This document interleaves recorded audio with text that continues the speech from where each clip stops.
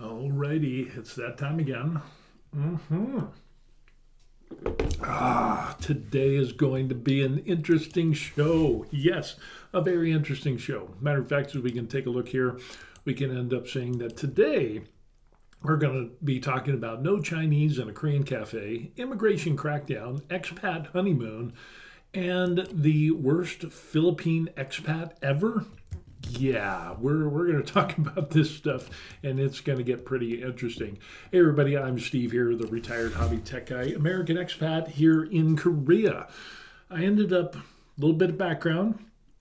Wife and I, we sold everything in the United States: house, cars, guns, ammo, the whole 9 yards. I mean, everything.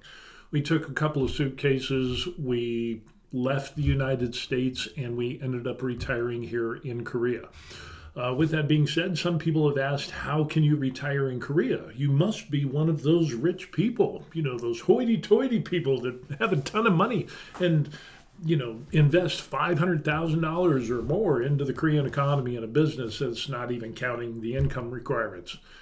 No, I'm not one of those. We are not, we are nowhere near that.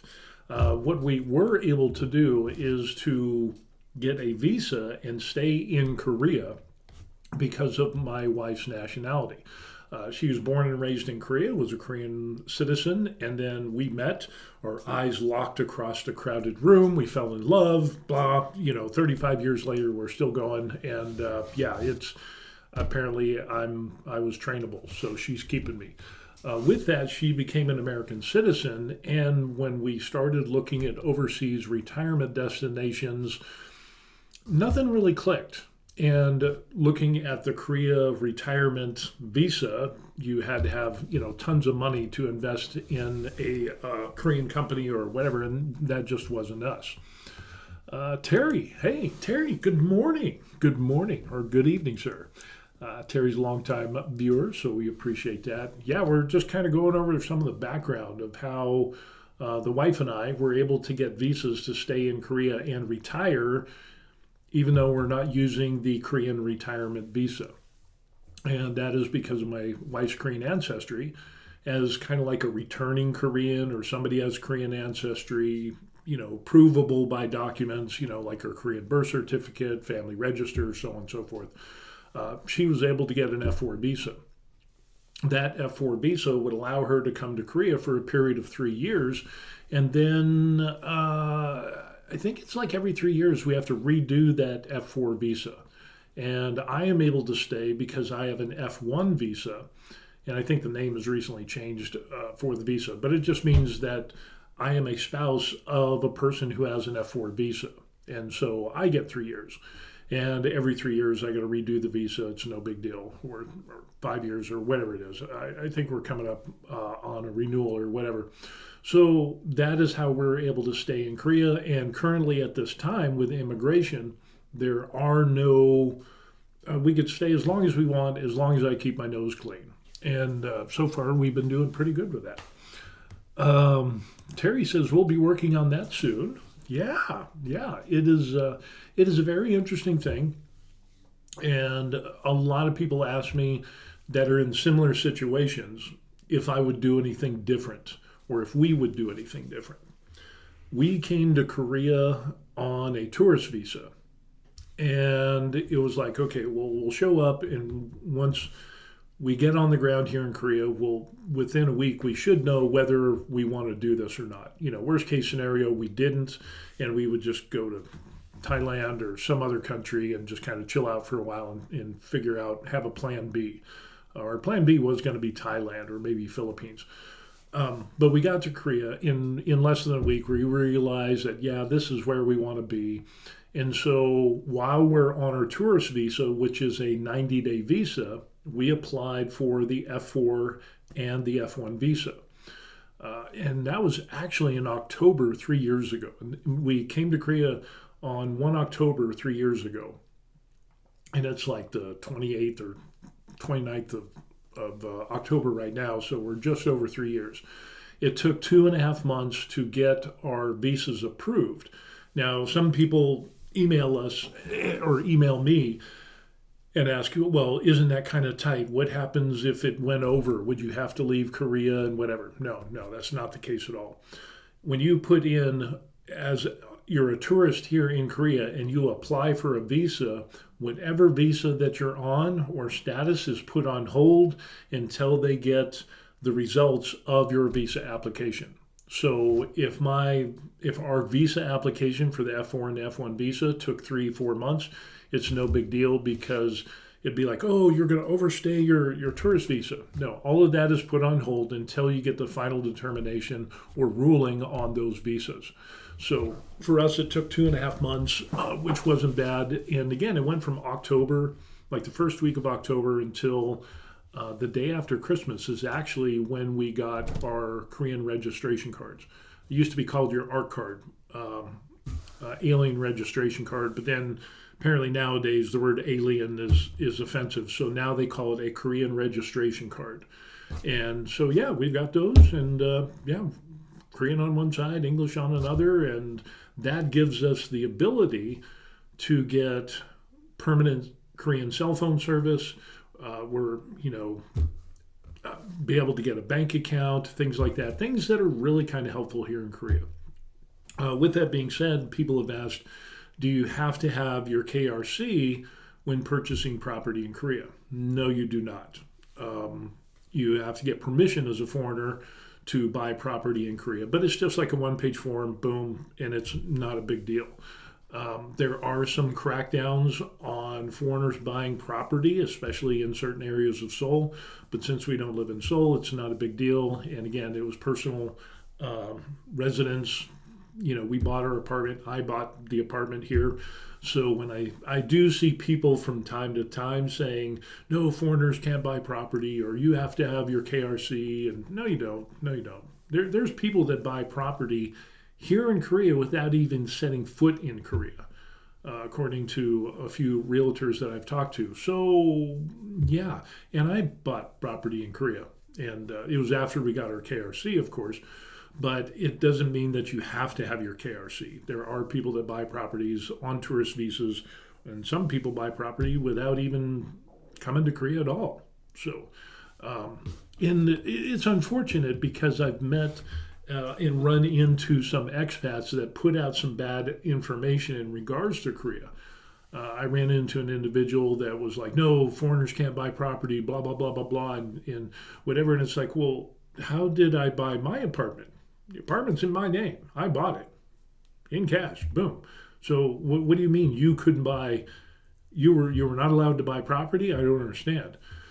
Well, after digging into the conversation, what actually happened, the small details matter, is he was applying for a loan. He didn't qualify for the loan, so he couldn't buy the property. So in his mind, and he was a little bit of an older gentleman, in his mind, Korea won't let foreigners buy property. No, it's just you didn't qualify for the loan. If you had the money, you could buy the property. Or if you qualified for the loan, you could buy the property. It's not because you're a foreigner that you cannot buy property. So let's just kind of get that straight. The details matter in all this. So, man, I'm so thirsty since I woke up this morning. Anyway, it took about 2.5 months to get our visas approved. And so until then, we had to wait around for 2.5 months. We stayed in an Airbnb for a couple of weeks. We stayed around the Pyeongtaek Onjuni area close to Camp Humphreys. It was kind of hard to find a temporary rental, which is really hard to find. Airbnbs are expensive. They are. But with that said, we were able to get a month-to-month contract with a minimum 3-month rental. And that was more done as a favor. It's not a normal thing in this area because there's a lot of military, there's a lot of contractors. Camp Humphreys is the largest overseas U.S. military base in the world right now.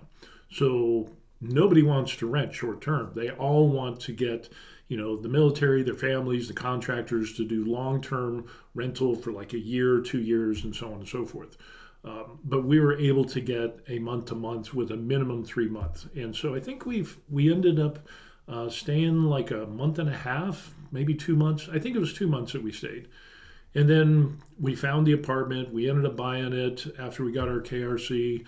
And then, so we lost a month's rent, in a small apartment.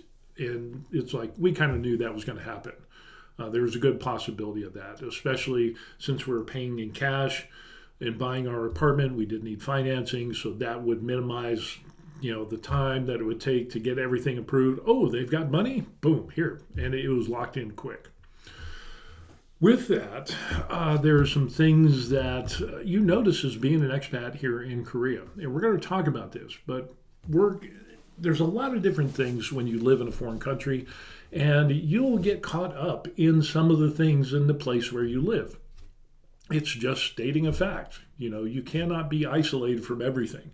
And eventually, some point, you'll get involved in what is going on, and it is quite the interesting thing. And that's what we're going to talk about, some of this stuff here.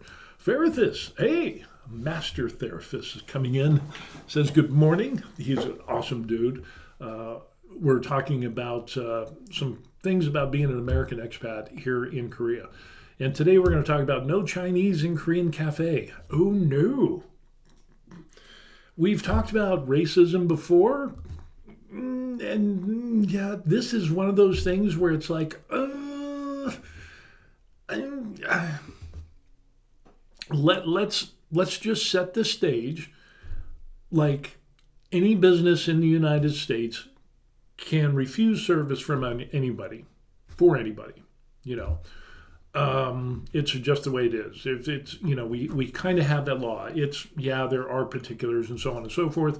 The market will rule it out if it's a stupid thing, like, hey, I don't want people that are 6'2" and 260 pounds in my establishment, with the name Steve. And I'd be like, okay, it's a stupid rule, but if that's how you want to roll, that's fine with me. I'll just go over to another store that won't, have that rule, and I'll vote with my wallet. And so the market will sort its way out. But with that, there is the thing about discrimination. You can't discriminate people on race or creed or color, sexual preference, all of those things, ageism, a person being old, oh, you can't buy this house or whatever because you're too old, or can't go to this restaurant because you're too old. That's what we experience in the United States.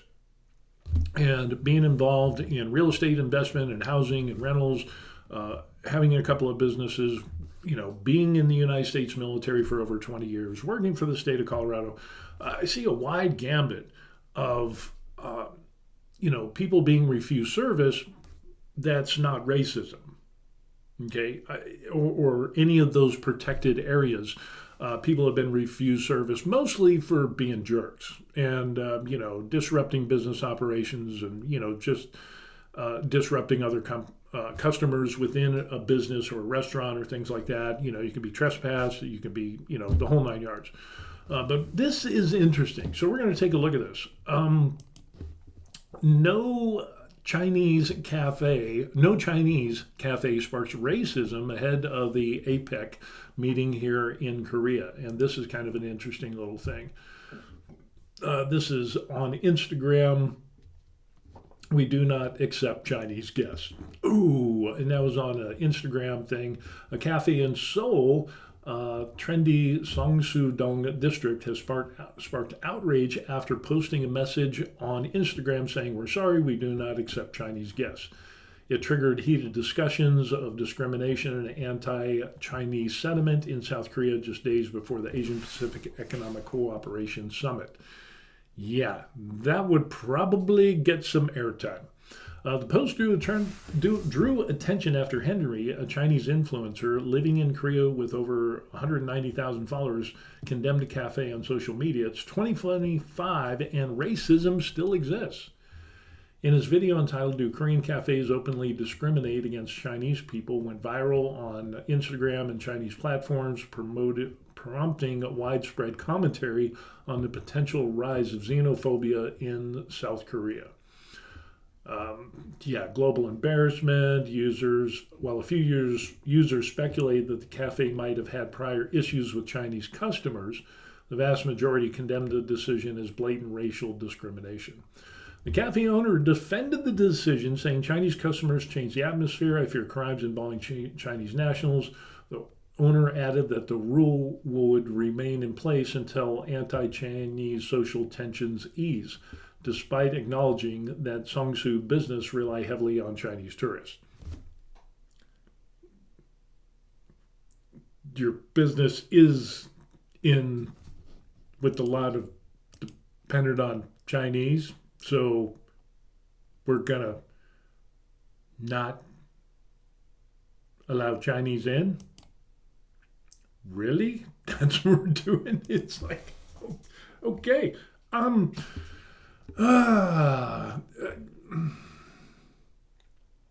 There are some posts that have come up on X with no Chinese zones, urging patrons to leave venues serving Chinese customers and sharing support establishments online. Exclusion zones that began with children are now extending to nationality and race. This is a wake-up call demanding stronger political and social intervention to prevent hate from becoming mainstream.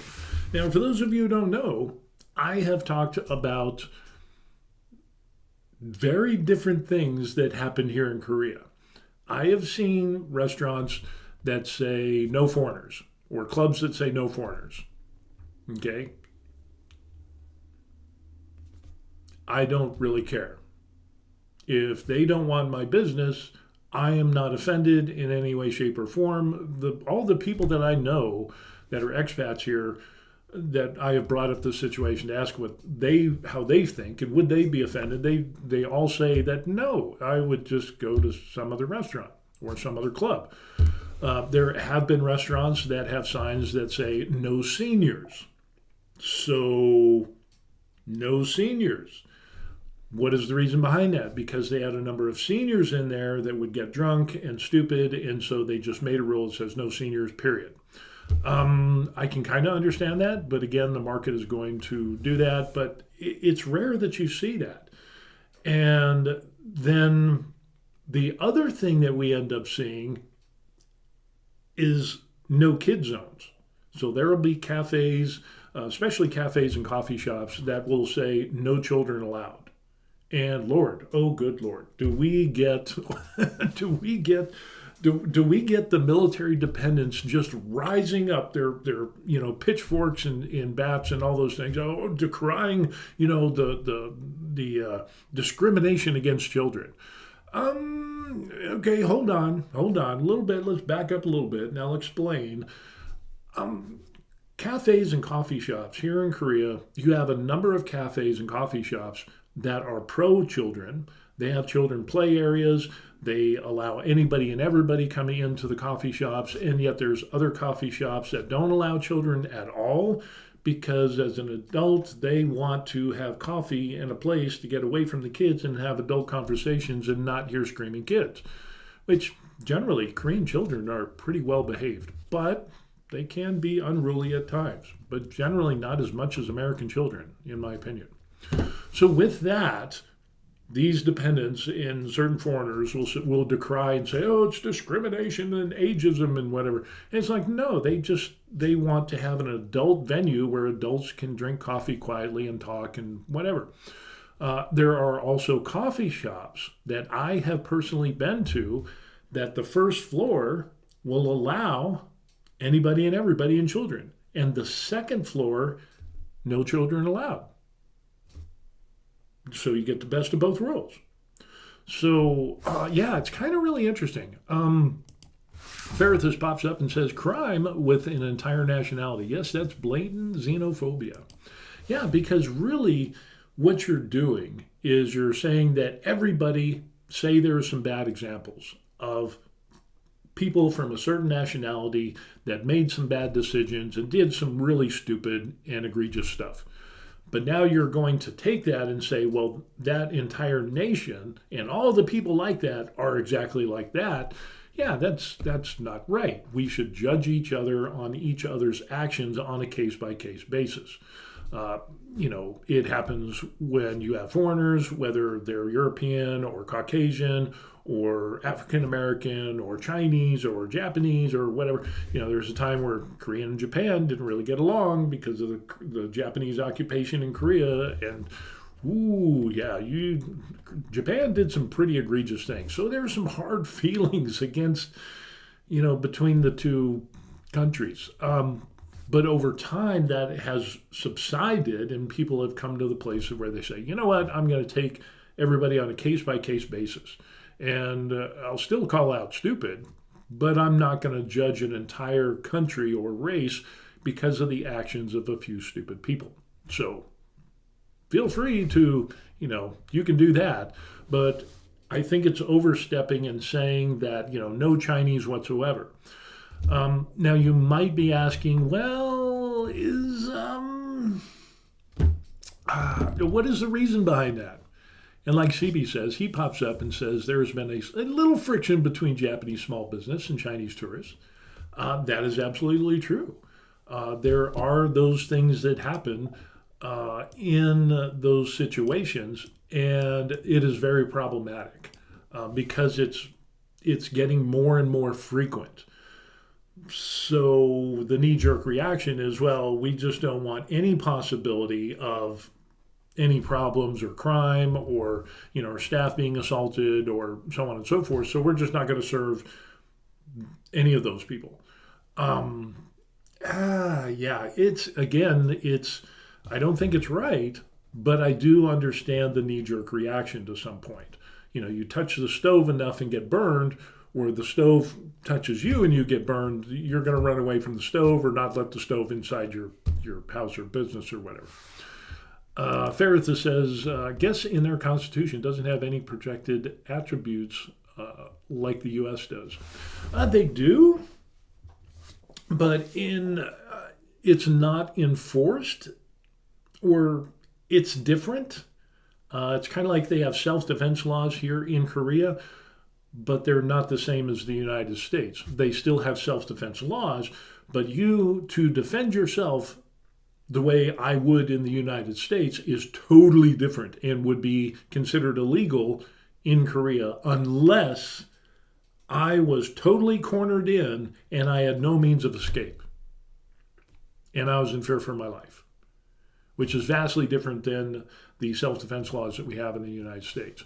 So there are protected statuses. Again, Korea has come a long way. Things, in every country, all countries have had problems in the past, and over time they have gotten progressively better, which is true. We can see that with a number of laws in Korea where it was a patriarchal society. Women were considered lower than, they were considered property and so on and so forth. That has changed tremendously over time, but it's not perfect here in Korea or in any other country for that matter. Where there's still problem areas and you'll still have people doing stupid. That's the one constant thing that we can see is that people will be stupid. And Love Mo says, okay, but I remember when Korean business owners placed signs to prohibit certain nationalities in their establishments back in the 90s. There was no outcry back then. What has changed? That's interesting because it was more of if you don't, and that was my attitude. I came to Korea first in 1985 or 1988. I joined the military in 85. The first time I got to Korea was 1988, just prior to the Olympics. And, it was a different world back then. And there was places that did not want foreigners because they had such bad experiences with military service members, just trashing restaurants or bars or whatever. And so they said no foreigners, just no U.S. military service members. I remember seeing signs on that. And that made sense to me. Back then, it was like, I get it. I'm sorry, that you experience stupid people coming in and causing you angst and frustration and, whatever, tearing up your place. I totally get it. I'm sorry for them. I apologize for them. I'm going to go somewhere else that will accept me. I didn't think that was a big deal back then. Because if that's how they run their business, and again, this is back when I was, I joined the Army when I was 17. So my brain was still developing, so back then I wasn't as wise as I am now or have as many years on the road as I do. But I didn't think it was a big deal. But what has changed is that more and more people are realizing that a lot of these things, the xenophobia is not acceptable, and certain discrimination is not acceptable. But there's that line of, kind of like I said with the cafes and the coffee shops that say no children, but not every coffee shop does that. The majority of coffee shops will allow anybody and anybody, but you do have adult-only coffee shops. Saying no kids, but then you have coffee shops that have kids areas that are totally kid themed. Let the kids play and the adults drink coffee, and it's a thing. So there's that fine line that comes into play, but more and more people are seeing that, hey, discrimination is not a good thing. And so over time, I guess the realization and the internet and people traveling and people being more interconnected with other countries has really brought Korea and other countries to a place where it's like, yeah, this probably isn't a good idea. And which is a good step forward. Being xenophobic is not a good thing at all. Terry says it's going to get interesting in Japan with the new prime minister. Yes, they got the new female prime minister, and she's pro-Japanese. She doesn't want to lose the culture of Japan, and has even gone on record saying, she doesn't feel the need to import or bring in foreign nationals to continue Japan. If the Japanese culture dies out as a population and as a country, she's fine with that. And there's something to be said for that. The appreciation of the culture. And unfortunately, I think countries should hold on to their cultures as long as possible to maintain that identity of being that culture and being that country. When that starts getting diluted to the point of where it's unrecognizable, then is it really that country and that culture? That's kind of an interesting thing where we are in the world today.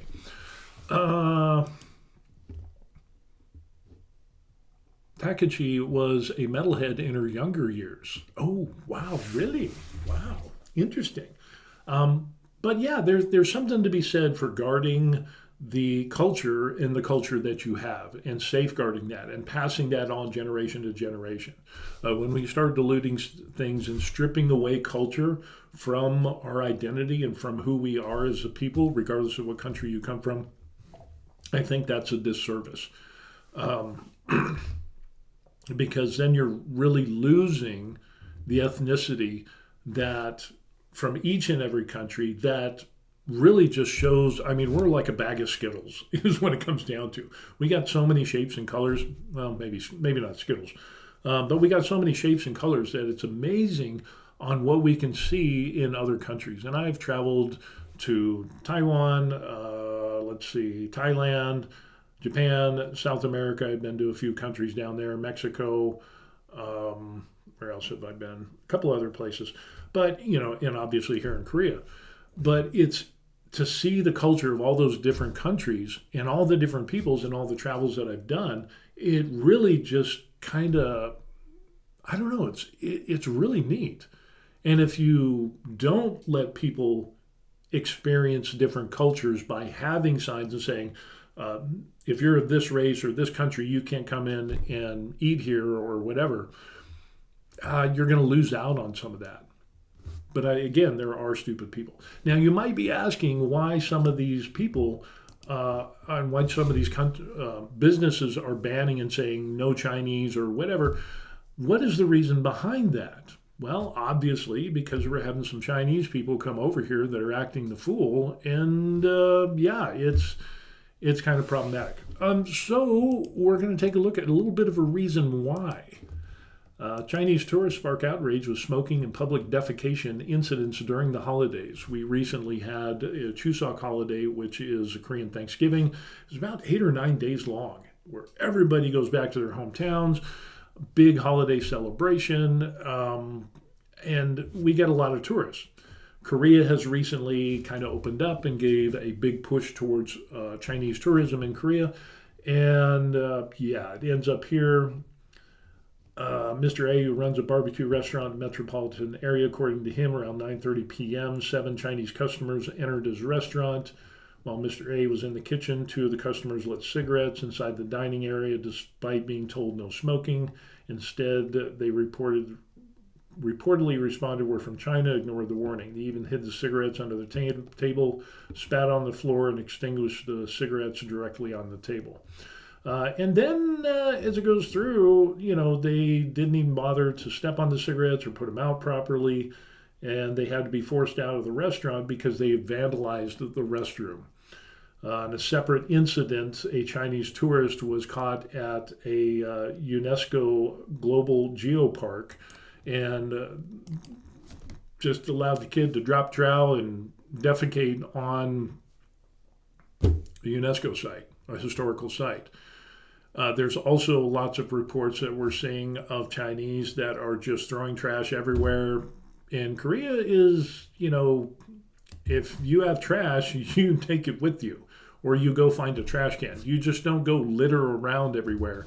And unfortunately, there's more and more cases of this. So that's why Koreans are getting kind of like a bad vibe from Chinese that are coming and visiting, because don't smoke, and they continue to smoke, and then they get mad when they're told to not smoke, and then they go vandalize bathrooms, they throw plates around. There's some things that I've read where Chinese have thrown over tables and knocked over chairs because they were pissed off because they were told to kind of quiet down a little bit, not smoke, so on and so forth. And so is it because of it's a different culture that they don't know how to act in another country and to represent China? The majority of Chinese probably don't have a problem, but there are the idiots there. But Korea is such a small country, and we're seeing a marked, we're seeing way more examples and incidents of Chinese people that are doing stupid stuff, and the Korean people are just like, yeah, they don't want to put up with that. So that's the reason for the knee-jerk reaction on some of these. So instead of having to deal with people that don't follow the rules, you're not supposed to smoke inside. It's illegal in most places. Hell, you can't even smoke inside in the apartment that we're at. You can get fined for that. So you have to go outside. And then when you have people that get drunk and they start throwing stuff around, it's understandable that it would be like, hey, get out, get out of my establishment. And then they don't leave, and the police get called, and then it's this whole situation. There's more and more incidents of that happening here in Korea, and then there's also those things are happening in Japan as well. So it's very, very problematic. So what do you do with that? If you're a business owner and you get multiple incidents of a certain group of people that are coming in, trashing your restaurant, your cafe, smoking inside, whatever. I mean, putting cigarettes out on the carpet, that's going to cost money, so what do you end up doing? I think I think if you visit any country, you should be reminded, if you don't know this already, that you're going to be an ambassador for your country. So you should be on your best behavior. But when you just come over and treat people like trash, like I've seen foreigners go to like Japan, go to South America, Mexico, Panama, Thailand, other places that I've been to where I've seen the ugly foreigners come in and do stupid stuff. Don't be the ugly foreigner. You are a representative of your country. And if you want to be treated nicely, then be nice. It's kind of that golden rule thing. But apparently there's some people that take the golden rule and says, love others as you love yourself. Apparently, there's people that don't love themselves and they don't have the same moral standards as the majority of other people. So that's where we get this conflict. So I don't know what we do with that. I think we need more education is what it comes down to. I don't know. Maybe you need to have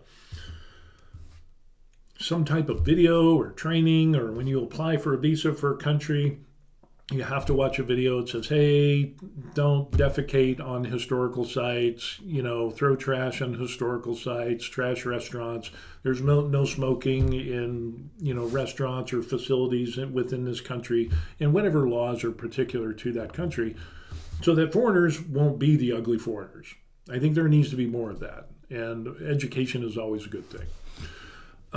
With that, since we're talking about people that are coming in to Korea and being tourists, don't be the ugly tourists. The majority of Chinese are not ugly tourists, but there's always the few bad apples. But we need to get those bad apples and try to re-educate them on being nice and considerate and polite. Which goes into the next point. We're going to talk about the crackdown on organized crime involving foreign nationals in Korea. This is something that I think every country is dealing with because of the world has gotten so small. Travel is so much easier, whereas back, 50 years ago, it was hard to go from one country to another. Now it's like, boom, you get on a plane, you go, and, within 24 hours, you can be pretty much anywhere in a different country in the world. So it made our world smaller, and it also makes immigration, people overstaying their visas, and then the element of crime that comes along with illegal migrants that come to the country. And again, am I saying that all immigrants are bad? Absolutely not. My family were immigrants to the United States, so I can't say that. My wife was basically an immigrant, and she became a U.S. citizen. So I'm not anti-immigrant. You apply, you do the visas, and you can come and be a citizen. Boom, you're good to go. But what we do see is with organized crime and foreign nationals that overstay for the purpose of committing crimes is on the rise here in Korea. So we're definitely going to take a look at that. Here we go. We're going to jump right in. Korea to launch crackdown on organized crime involving foreign nationals. Dun, dun, dun. South Korea's police agency will launch a nationwide crackdown targeting organized criminal activity involving foreign nationals running through June 30th. And this was when was this? This was in March, earlier this year. So this has been going on, and it comes in a response to the recent rise in highly organized and increasingly sophisticated criminal operations linked to foreign nationals in the areas of drug trafficking and vehicle theft. This is something that has been gaining ground here in Korea, especially the drug trafficking, human trafficking, but more so on the drug trafficking, more than any other time that I have ever seen in Korea. And I've got 15 years in Korea under my belt over time. Police announced the focus will be on dismantling organized crime groups, targeting economic crimes that impact livelihoods, and cracking down on drug-related offenses. Officials emphasize that many of these operations are no longer isolated incidents, but instead coordinated by country or region, structured as illegal enterprises. So like we ended up seeing, kind of like with the problems with the Koreans being kidnapped or held in Cambodia and forced slavery and work in call centers and doing scams and all that stuff, human trafficking, we're seeing the same thing here. And those countries will send people to other countries to where they can set up those criminal organizations and start bringing in drugs. They'll start doing trafficking, prostitution, so on and so forth. So, and this is happening in pretty much every country around the world.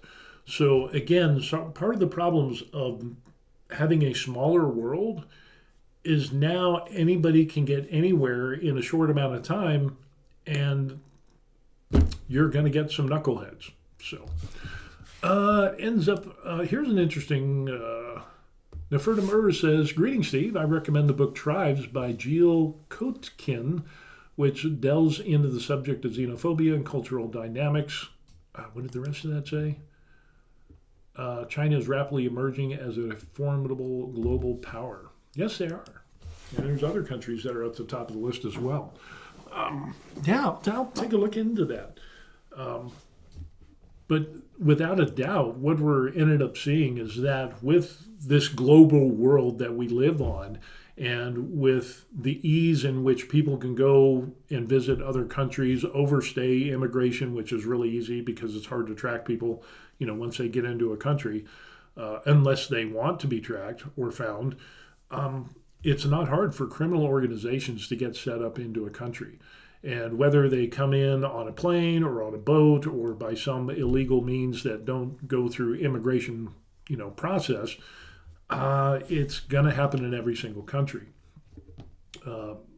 Here they're doing a joint task force, local officers and national police, and kind of go after these groups. They'll seize the illicit assets before indictments are issued, disrupt the flow of criminal proceeds back to organizations' operating fund, cross-border cooperation, coordinating with Interpol to trace and identify criminal actors operating beyond South Korean borders. So really this is getting to a place of where they're going to be cracking down. And I've said, just as there's going to be crackdowns in immigration, like tourist visas and regular visas in a lot of other countries, which I called that out a while ago. Everybody was saying, Thailand, you just go on there and then you just do a border jump, go to Cambodia for a day, come back, you get another 90 days, you can stay indefinitely in Thailand. And other countries would do that as well. And I called it. I said countries are going to crack down on immigration because you're going to have this rising crime. And with the organized crime elements, countries are going to have to, and it's a knee-jerk reaction that they're going to start enforcing their immigration rules and laws. And lo and behold, a number of countries have. I also called it out that a number of countries that had low income requirements for their visas those requirements would go up. As far as the income requirements, there would also be stronger background checks and criminal checks and so on and so forth. And so people that used to be able to go into a country because they did bad things in their home country are now not allowed to go into certain countries because of more aggressive background checks and more stringent checks. So, it's something that is happening. And with that, now we have, instead of just local crimes, now we're having international crime syndicates, across the waters and with joint operations and so on and so forth, because it is causing such a problem. And that can also add to, if you have a Chinese criminal organization here in Korea, and here's the thing is that here in Korea, most of the people that overstay are Chinese. The largest segment of criminals that are in Korea that are foreigners are Chinese. So, you can kind of get this thing and this idea of understanding why some businesses are like, hey, I just don't want to have to deal with anything it could possibly be with Chinese. I kind of understand that point of view because of the things that they see. The things that most foreigners do not see in Korea because they're caught up into this honeymoon of, K-pop, K-drama, K-hiking, K-this, K-that. And, they don't see what really happens here in Korea, like with every other country. They're enamored with living overseas or maybe the Korean culture, which is absolutely fine.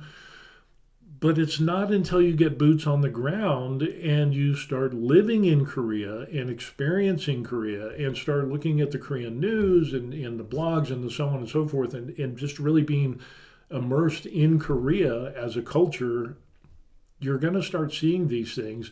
And then you can kind of get into the mindset and understanding, I'm not saying I approve of xenophobia, but I can understand the point of view of where they're coming from. And so there needs to be education on both sides. But with that, when the number one race of people that are committing immigration and organized crime here in Korea is China. You think the people might have a problem with some Chinese? I don't know. It's kind of like back to the days of being in the military back here in 1988. If you have American GIs and we all look the same, we're all tall and brown hair and whatever, round eyes, and, the Koreans only see drunk GIs causing problems in the bars, they're probably not going to have a good view of Americans as a whole. And that's just the way it is. So, like I said, even back then, I had seen stores and restaurants and clubs that said no foreigners, no U.S. military service members because of that. And I could totally understand that. I didn't, for me personally, I didn't view that as xenophobia. But again, I was like, 19, 20 years old or something like that. I was really young. But I understood a business that had been criminalized or had problems with drunk GIs so many times that finally they just cut it off. They say, yeah, we're not doing that because of the added expense. And so on one hand, xenophobia is wrong, but then on the other hand, if you're constantly having problems with drunk GIs, then yeah, I can see not serving drunk GIs or GIs, period. I'm not saying it's right or wrong, but I can understand the point. Ferris pops up and says a lot of countries are cracking down on immigration because populist fascism is on the rise globally. It's easier to blame the others than to look for a real solution. That's true. That is actually happening. But there's also on the other side of the coin, with like what I said, what do you do when you have a certain group of people that are the main foreign criminal element within your country? I don't think it's fascism to enforce the laws, and I don't condone fascism, which is hyper nationalistic views and violence against others. That is a key thing in fascism. If you look at Mussolini and Hitler and all the time back in World War II and the fascism that occurred back then, that's totally wrong. Versus enforcing immigration, proper immigration that is not based in xenophobia or stereotypes, should be based on a case-by-case basis of immigration and saying, hey, do you have a good background check? Do you have the income to stay for this period of time that you're coming into the country? Are you a person of good standing? Okay, you are? Boom, welcome. Don't be an idiot. But cracking down on immigration, there's cracking down on immigration to keep the population of the citizens of that country and the immigrants that live in that country to keep everybody safe. There's that. And then there's the fascism, which I don't support at all, doing violence against people like that. So, and there are a lot of countries, and a lot of those countries are on the other side of the world. And that can be very problematic as well because if you don't belong to a certain religion or you're not a certain race, you can get killed and beheaded, or because of your sexual orientation, or because the clothes that you wear are different from somebody else. That goes on today in the world. So, that's totally wrong. I'm totally against that.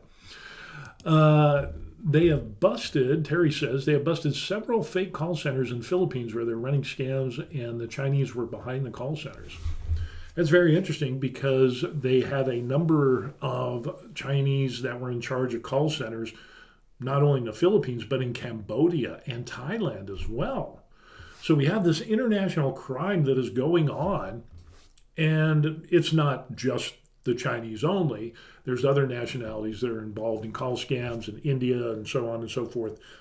Mexico. I mean, it's just not a Chinese thing. But these crimes are so easy to do, and the return on investment is, criminal organizations are seeing, hey, we can make a ton of money where we don't have to expose ourselves to liability of getting caught as much if we do this versus this over here, drugs and trafficking and so on and so forth. So, they're kind of making an educated decision saying, hey, this is cheaper and we're less liable to get caught. So we're going to do this over here. And that's happening in a lot of countries with a lot of nationalities. It's just not, the Chinese. But it's interesting that we do see the Chinese in Thailand. We do see them in the Philippines. We do see them, here in Korea. A lot of call centers. There are some call centers, but most of those are Korean focused, but they have found a lot of Chinese as well. And there's some other nationalities. But yeah, it is, going back to what Ferrithus says, the real solution. And I think it goes back to we need to enforce non-discriminatory laws to keep both the citizens of the host country and the people that have visas and are working and living and staying, in education or whatever they're doing, kind of like me being retired here, to keep those people safe. You have to play by the rules, but you should be discriminatory with those rules. And that's one thing that I appreciate with Korea is that level of discrimination is not like it is with other countries.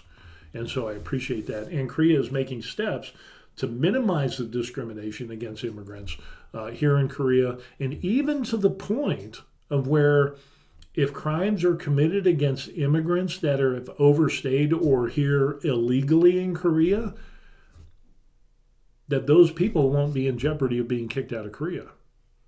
I would say that's a pretty progressive stance to take.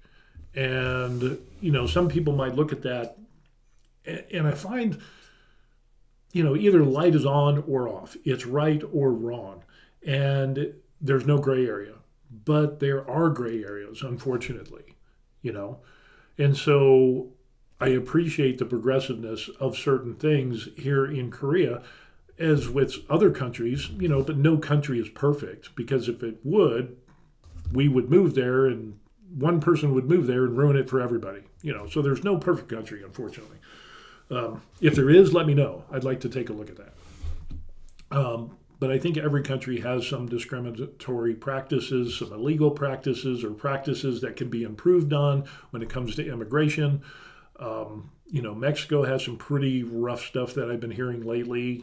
People that are immigration is just pulling people off to the sides that are foreigners and throwing them in jail until they can pay a fine, bribe. So, what do we do with that? In Cambodia is a huge thing, and all the problems that Korea has had with Cambodia in kidnapping people and forcing them to do call center scams and so on and so forth against other Korean citizens here in Korea. They do the call center thing, but they'll beat and torture people, and there's like 70 some odd people, even more. Some of them were actively engaged in the scams themselves. Others were kidnapped. So basically, Korea said, yeah, don't go to Cambodia. The State Department issues warnings of, don't go to this country because of the elevated crimes and so on and so forth against our citizens. Korea has done that with Cambodia. So, there needs to be a knee-jerk reaction to keep people safe. But we also need to educate and let those other countries know, hey, you need to clean up your own backyard. So, yeah, then we can reestablish the relationship. So your people can come to our country and enjoy our culture and vice versa. Let's crack down on the crime and let's, live together and get along. Can't we all just get along? It really is. Crazy. So yeah, it is, if you have to resort to doing bad things, on any side, it's not a good look. And especially if you're going to be somebody who's visiting another country, don't be the ugly foreigner. And that's the way it is. Terry pops up and says they have busted several fake call centers. Okay, yeah, we just saw that. I thought we were, I didn't get that one, but we did. So the next thing we're going to talk about is the honeymoon. And I've seen this with people that are expats. in different countries. Like I said, I've been in South America, I've been to Panama, I've been to some other countries in Thailand and so on and so forth. And not only do you have the ugly Americans, what about the ugly expats? Do expats just show up in a country and just automatically become the ugly expat? Sometimes. Pretty rare. But for the most part, what happens is that somebody, an expat, say somebody wants to retire overseas. They've got a little bit of a pension, maybe they got Social Security, whatever it is. They can't retire in the United States, so they go to another country that is not economically or as expensive as the United States or their home country.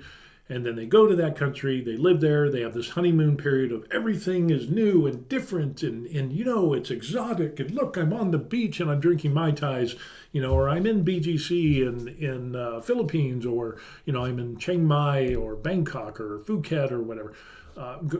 Mexico, Costa Rica, Puerto Rico, Ecuador, the newness of and the excitement of being in a different place. And it happens when we came back to Korea a little bit. Not a lot, because we had a lot of experience here in Korea. But we still experienced a little bit of that excitement and that honeymoon. I call it the honeymoon period, where everything is new and you're excited. Hey, I'm an expat. I'm retired in a foreign country, and ooh, this is new, and the stores, and I can buy ramen and this and that and K-pop and whatever. You have this honeymoon period. And I think most people, this is just my opinion, I think most people that do that in foreign countries, they have the honeymoon period and everything is great. You see it with people. There was a blogger, she ended up meeting a guy in the Middle East and going to, I don't know, Abu Dhabi or whatever, Saudi Arabia or whatever. And she thought it was the greatest thing, the sliced bread, and everything that she did was just so wonderful and happy. And the country that she was in, she just adored it. And it's kind of similar to what we see people that go to Thailand, Philippines, Ecuador, Portugal, all of these retirement destinations, Cambodia, Thailand, Vietnam. Even though Vietnam doesn't have a retirement visa, people abuse the visa, the tourist visa to retire. That's going to get shut down. Just saying. But people will go through the stages of nervous, they're worried. Then there's also the excitement of, I've got a place, I'm living here. You experience new food, cuisine, and people, and you start, being, wow, I'm really an expat in a foreign country. And then that honeymoon period fades. And then the reality of living in a foreign country rears its head. And then the next thing you know, it's like, I don't like this place. You'll have people that will, you've seen it on TikTok, you've seen it on Facebook, you've seen it on social media. These people, you look at their videos, and I've seen this for years. I've even seen this while I was in the military. And being stationed overseas, people first get there, they're a little apprehensive, they're excited, they're like, yeah. And then later the honeymoon wears off and then they hate it. And then there's also another category of expats or people, we'll talk about those a little bit later. But you get over this honeymoon period and all of the newness is worn off. And then now it's like, whereas before, the dogs or the chickens, the roosters crowing at, 3-4 o'clock in the morning, that didn't bother them before. Now it's like, I hate that frickin' rooster, the karaoke that goes on until 2 or 3 o'clock in the morning, where it was like, hey, this is new and exciting. And then it's like, after the honeymoon period, you're like, oh my God, it's 3 o'clock in the morning and they're still singing and keeping me up. Holy crow, what, Another thing could be the medical. A lot of countries, there's good medical systems in a lot of countries like Thailand, Philippines. If you go to BGC or Manila, some of the biggest cities here in Korea, if you go to the big hospitals in Seoul, like Samsung Medical Center or St. Mary's or, some of the other big ones, the big five, you'll get the most outstanding medical care, the most outstanding care I have ever gotten in my life. I've got dentists that is incredible. It's the best dentist I've ever had in my entire life, and I'm 59. But with that being said, the further out that you go to these places that are not in the big giant cities with the biggest and best infrastructure, you're going to find out that the quality of care is going to degrade just because of location. And that happens in the Philippines. It happens in Thailand. Thailand is a big medical tourism place. But if you go away from the places that have big, awesome hospitals, you're going to find out, the care is not as good as the big giant hospital was. And this clinic over here, it's really, really bad compared to what I experienced in my home country or so on and so forth. So people will get through this honeymoon phase and it's like, oh my gosh, traveling, the roads are so bad. Or, the attention to detail, or, my food didn't come out as fast as I wanted it to, and now it's really pissing people off because the honeymoon period wore off and real life is rearing its head. And people can't accept that. They can't compromise, and there's this period of depression, anger, and frustration that comes, and that is the time, I would say, from what I've seen in my travels and what I've seen online with other people, is that it's about a year, maybe 2 years, year to a year and a half.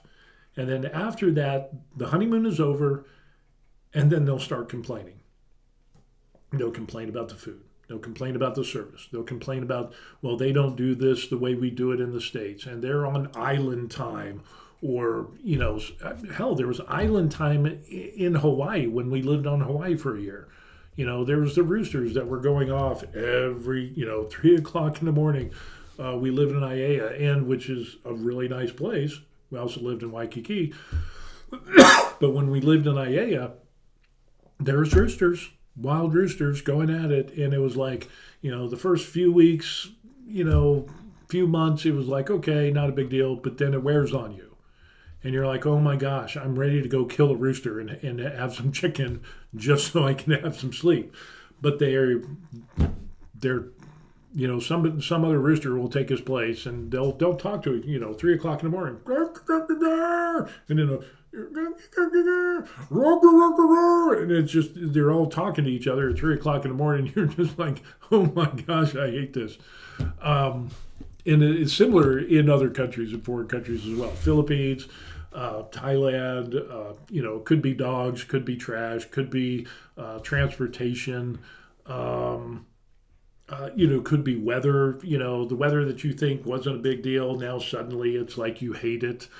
So all of these things usually happens after about the first year and a half, and people are realizing that they hate it. They hate the experiences that they're having, and maybe some of those experiences are based on the areas that they are in and who they surround themselves with. I don't know. If you hang around low-class people, you're going to get a low-class experience, right? Am I right? That's what we're going to end up seeing. And I've seen that during my time in the military. Come to Korea, or you go overseas, and you get somebody that comes over, and they just hate it.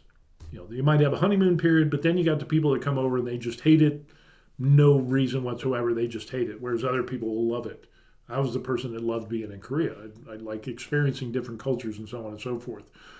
We went to Vietnam recently, and that was very interesting. Even though it's a communist country, I'm not a big fan of communism, but the people were awesome. I had a great time there, and it was just great to experience a different culture and see the different things and so on and so forth. So, but back to being the ugly expat. Don't be the ugly expat.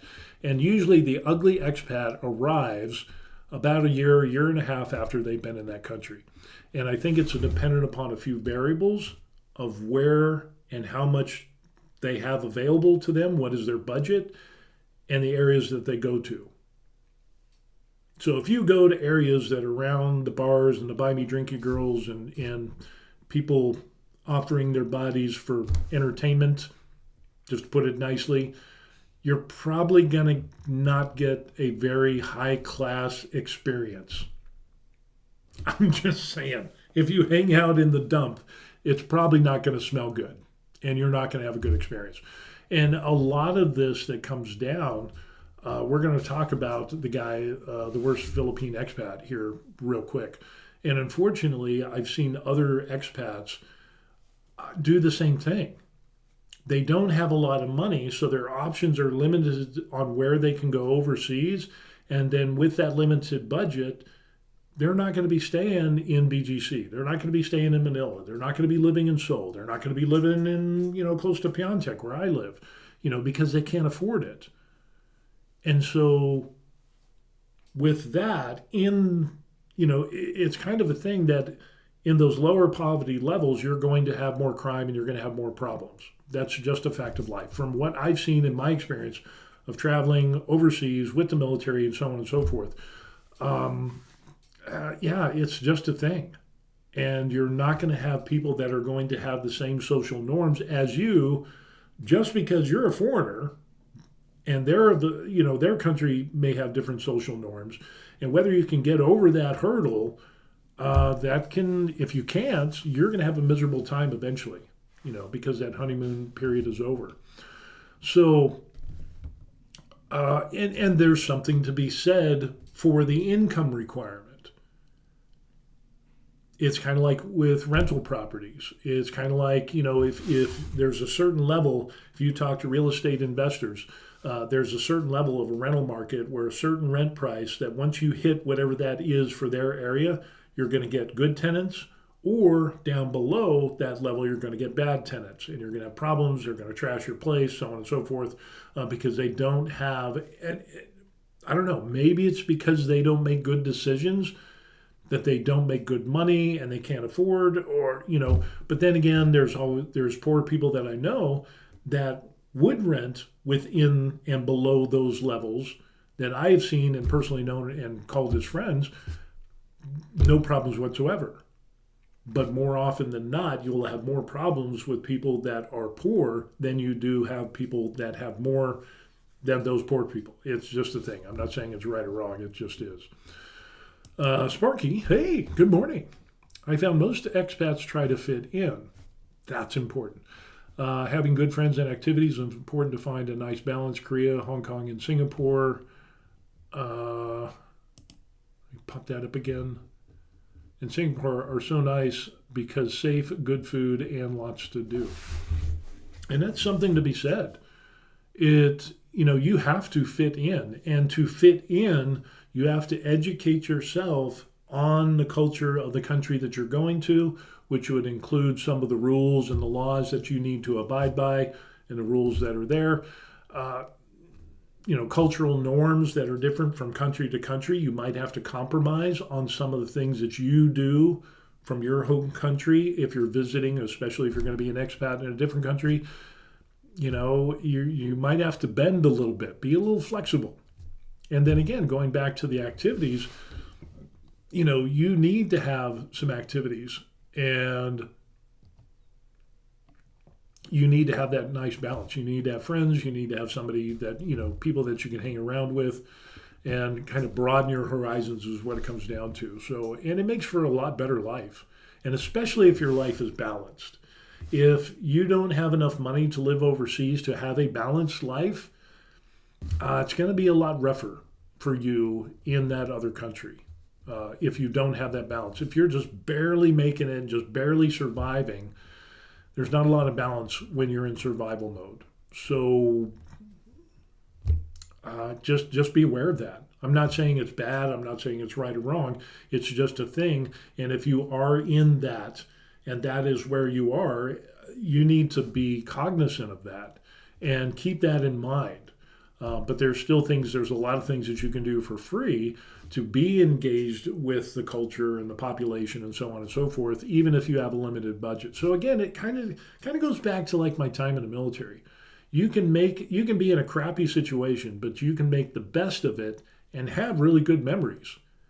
And whereas another person will just see this is totally crappy, again, it's your perspective and point of view. You can make the best of it. You can, make some good memories, or you can just say this is crappy, and you're just going to have crap memories, and that's all you're going to walk away with. But you are the person who makes that decision. Terry says, my first time in Korea in the military, after 1 month, I moved off base because I wanted to experience the culture. Yeah. I mean, there's a lot of us in the military that did the same thing. I moved off post and lived off post, with some buddies and stuff like that. I got involved with the local population. I taught conversational English. I kind of fell into that. And even to the point of where the university said, we can't pay you anymore because they're cracking down on unauthorized English teachers. I said, well, can I just teach for no pay? We'll just have a conversational English class. And they're like, well, why would you do that? And I said, well, because the students take me out on trips and we practice English. They buy me coffee and I get to see Korea. And, they get, a day or an afternoon speaking English and practicing English and so on and so forth. I said, that's a win-win. And so I continued to teach for a while. But, there's many people like that that get involved in the culture that really, I'm so glad I did that. So anyway, it's cool, Terry, that you were able to do that. Sparky says, planning to move overseas is so important. Good pension, health insurance, and working if you want to. Having enough money to enjoy retirement is key. Planned 18 years. Yeah. There's something to be said for that, because when you do go overseas and you retire, or you're considering being an expat, maybe you're a digital nomad, or you're doing some part-time work, they actually have things here in Korea where you can stay for a year, you work part-time, and then the other part you just do whatever you want. They have visas for that, but it's only good for 1 year. Or educational visas and so on and so forth, but it does require money, and you have to budget your money. You have to have enough money, like Sparky says, and then you have to budget and say, well, is that going to be good? Can I survive? Can I do more than just survive in the country that I'm going to? And if you don't do that, if you don't plan ahead, planning is key. He's planned for 18 years. Holy crap. Wow. I didn't even plan that long. Nowhere near that. But you need to plan for retirement. And the good thing is that if you plan for retirement in the United States, you might have to put it off for a while because of the economy and the rising prices and so on and so forth. But if you go overseas, you're most likely will be able to retire if you have planned and worked on your retirement. Aside from just hoping that you're going to get Social Security and relying on only that as your income. There's places in South America, Ecuador, that you can go where you could live on $600 a month, or $800 a month or whatever. There are places that the Philippines, and, the creature comforts are not going to be good. You're not going to be living the life that you're accustomed to in most Western countries. But for some people, they're willing to compromise and do that. And so they budget their money accordingly. So whether you make a lot of money or a little bit of money, you need to be able to budget, and you need to go into it being fully educated with an open mind and saying, hey, I'm probably going to have to make some compromises, no matter how much money you make, because you're going to have to deal with the immigration system there. You're going to have to deal with the bureaucracy. You're going to have to work on different, shopping, living expenses, how you do things. Banking is different. There's just so many different things that come into living in a foreign country. The more educated you are before you go and plant yourself in that country, the better off that you're going to be. And so I do not recommend that somebody just jump on a plane, go to a foreign country, and retire sight unseen. People have done it. I don't know how they do it, but they've done it. But that is the minority, and I would not suggest that at all. There's a number of people that I have talked to that have went to Thailand, went to Philippines, and they're like, we didn't have plans, so we just went to Thailand. And then it didn't turn out good. Then we went to Philippines, and that was, they didn't like that. And then they came to Korea, and it was like, oh, okay, well, now we like this. Yeah. Faritha says, I have U.S. and European citizenship. Cool. I probably find a nice spot to retire somewhere across the countries, mostly working towards a nice nest egg right now. That's good. Yeah, that dual citizenship is something that can be great, because it opens up the opportunities that you can go to so many other different countries. And of course, you have the benefits of being in the U.S. and the citizenship of your other country, whatever that is. There's certain benefits to that. Here in Korea, it could end up that people that have Korean ancestry, let's say you come here on an F4 visa. F4 visa, you're allowed to work if you want. We're retired, so my wife doesn't work. She doesn't want to work. We're done. We're done working. But with that, she could work, and she could get dual citizenship when she hits 65. So she could have U.S. citizenship and dual citizenship, and so she could get the best of both worlds. And again, it kind of opens up more doors. But there are also some pros and cons to that as well. It's not all puppy dogs, rainbows, and butterflies in all of those instances. And so, for example, prime example is that my wife would be able to get dual citizenship. But that might have some ripples that would affect our daughter. So my daughter is a doctor in the United States military, and she has to do, matter of fact, she's going through a background check, so she has to, for those people that aren't in the military, you have to do a secret background check or, classified background check, and to maintain your security clearance, and because it's just a military thing. And depending on the level that you're at or the access of information that you can get or supposed to have a background check. It's just kind of like a police background check, except it is way more intense. It's like the last 10 years and, family, addresses, the whole 9 yards. Of course, it has to deal with the nationality of your parents as well. Because if you're American citizens, it's not that big of a deal. But if one of your one of your parents is from a foreign national from another country, that can limit even to the point of promotions within the United States military. Now, my wife being a Korean national and then became a U.S. citizen, it's not that big of a deal. But talking with immigration, there are cases of where the husband and the wife, and she was able to get dual citizenship, that kind of had some repercussions with their child that had worked for the U.S. government that affected his security clearance because she had that dual citizenship. When she wasn't a dual citizen and just an American citizen, it wasn't a big deal. But it did cause problems with that, guys. And there are a number of cases, apparently, according to our immigration lawyer, where that has happened. So while dual citizenship, you might want to look at the details. Not saying that that's what happens with like Farithis or whatever, but be educated. Make sure. Ask about what are the pros and cons of being a dual citizen. And maybe it's like, all for nothing. And it's like, oh, there's no problems whatsoever. Then go for it and enjoy the benefits of having that dual citizenship.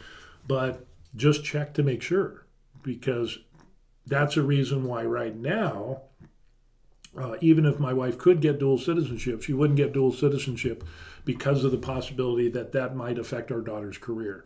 And we don't want to mess that up. So we're just going to stick on doing the F4 and F1 visa. And if my daughter stays in the military, I don't know. We'll see what happens. Eventually I'll get the F513 visa, and then that won't be a problem. My wife's citizenship will change. Her visa will change, and so on and so forth, so it won't be a big deal. But if my daughter changes and gets out of the military and just is a civilian doctor, wife might get dual citizenship. But then comes the part of NEO exercises here in the military, NEO non-combatant evacuation orders for here in Korea, where as a retiree I might be able to get out on the evacuation that the military has for family members, service members, and retirees. We're at the very bottom of the list. That dual citizenship, there might be something. I don't know if that would put my wife a little bit lower on the NEO evacuation.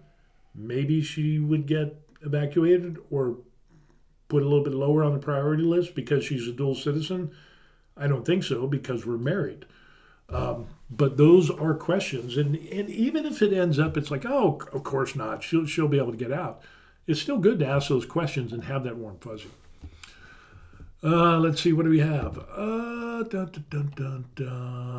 DJD in the house. Is the Seoul area the only area you would recommend retiring to in Korea? Any thoughts on Busan, Daegu, other similar situation for me, wife Korean national who became a U.S. citizen? Daegu is the hottest place in Korea during the summer. So it gets oppressively hot in Daegu. So if you don't mind super hot and being in the hottest place in Korea, go for Daegu. But Busan, however, I remember back in the day it used to be Busan, but now they say Busan. It kind of depends on your budget. We're not in Seoul. We're close to Pyeongtaek, which is close to Camp Humphreys around the military base. And so that's where we decided to go because, one, Seoul was just too far away from where we wanted to be and the wife's family. I wanted to be close to a U.S. military base, and of course, Yongsan closed down. Yeah, very minimal military activity in Seoul. And so we had a lot of experience down in the Camp Humphreys area, so we're around this area. But there's other people that I know that are down in Busan. People that are down in Osan, close to the the Air Force base there. It kind of pretty much, but then I also know people who live out in the sticks, like 2 hours away, from here, just out by themselves in some small little village, and they're just kind of doing that. So I don't know. It depends on what you want to do. Do you want to be the person out in the country in a little farmhouse thing and do your little, be away from everybody and just be totally fine with that? I know people that do that. But then there's other people that, they got to be in the big city or they want to be really super close to a military base to take advantage of commissary and PX and so on and so forth. Budget has a big thing to come into play with that as well. You're going to go to Gangnam and, do you have a budget to support the super high price real estate there? Or you're going to have to go for something kind of like what we did, a little bit less expensive, but, what are your standards? All of that comes into play. Any place you can retire to, yeah, but you're kind of limited by your standards of living that you want to maintain and the budget that you have. But in accessibility, like there's a guy I know, he's like 2 hours away. They'll come to the commissary or PX something like once a month or every 1.5 months or whatever. So, but yeah. DJD, if you want to ask me more questions, I'll send you my email address, and it'll be at the end of the video. But there it is right there. There's official theverylife@gmail.com. So if you have any questions or anybody else that wants to ask me questions about Korea, go ahead and do that. And feel free. I'll just share what we know. I'm not 100% correct. I'll just share our experiences. DJD says, does your daughter speak Korean? Yes, she does. Yes, she does. So that's kind of a bonus since she's a doctor here in Korea at the hospital here. Terry pops up and says, seen some friends move to Thailand and Philippines and got into trouble as not enough money to live on. Some also got scammed. I just tell people to be careful. And what does he say? I pop that up again. you have to have, if you plan to retire on Social Security, you have your home paid off and have very low debt because they take out your Medicare premiums and taxes. You won't get by. CBGB says Daegu is the world's hottest place. and it gets Korean summers, of course, DJD. If you've been to Korea during the summers, it is oppressively hot. I hate hot and humid weather. There's no way I would go to Daegu. I don't even like Korean summers where I'm at. Sparky this is where Sparky says, seen some friends move to Thailand, some got scammed. I just tell people to be careful if it sounds too good. Then yeah, it's probably too good to be true, and which is usually right. Korean nationals who hold foreign citizenship are eligible to apply for dual Korean citizenship once they hit the age of 65. Absolutely true, 100% verified. There is some rumor that some talk that they want to lower that down to the age of 55, but nothing. That's all it's been is talk. So there's that. But yeah, some people have been scammed, and there are scams in Korea. There's always the rumors of people that buy an apartment and the person selling the apartment, and there's a scam going on and people losing their money. We were really, really worried about that. And so that's a concern. It happens.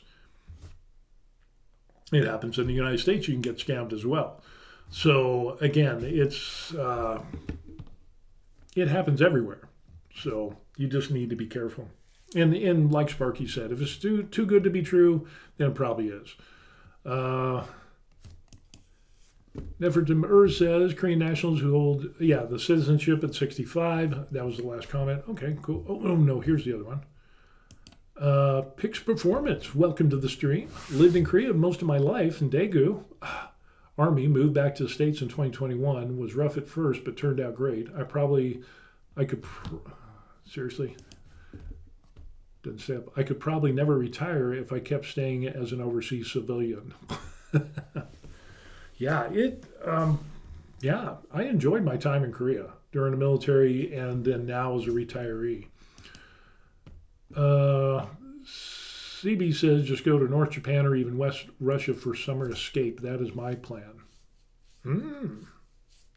Northern Japan during the summers? Never thought about that. Oh, East Russia. I don't know. I'll try the Japan thing.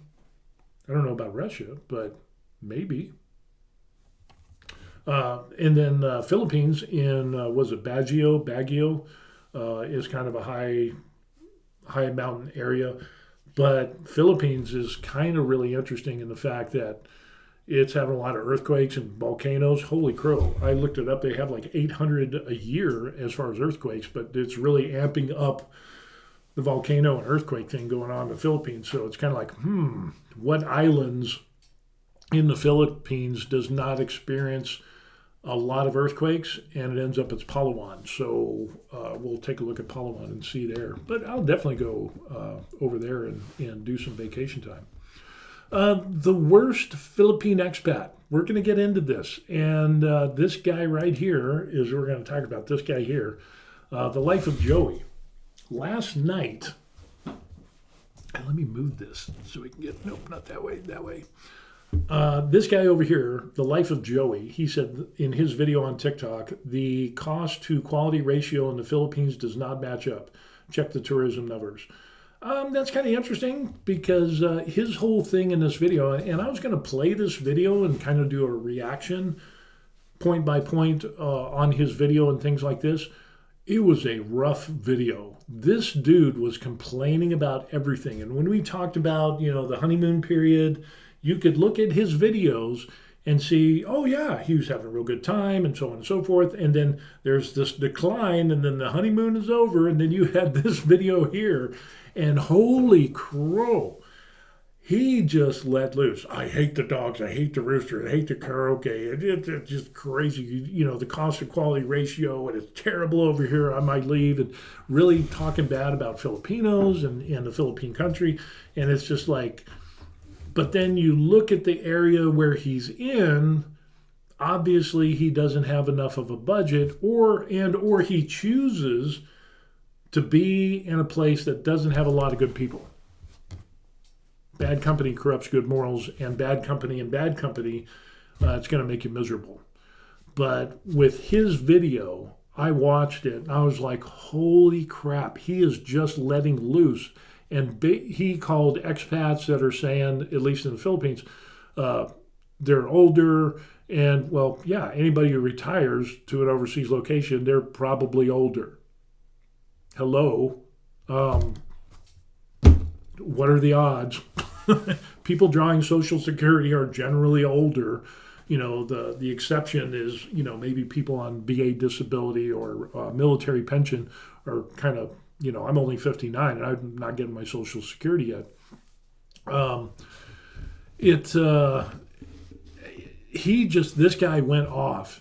And like I said, I just saved this, I sent it to myself, and then when I woke up this morning to watch it again, it was gone. It was totally gone. And let me see if I can pull it up. I'll show you. And boom. So when I clicked on it, his video was gone. Totally gone. All of his videos are gone. And it just ended up, he got raked over the coals because he went on like this xenophobic rant. Filipinos are bad. They're, just painted them in the worst light. And it's like, bad experiences, don't come here, the whole 9 yards. He just really, it was just amazing. Just so dogs, I hated the chickens and roosters and all this stuff and the parties and the crime and being scammed. And it's like, it sounds like, oh yeah, Ferrith has said it.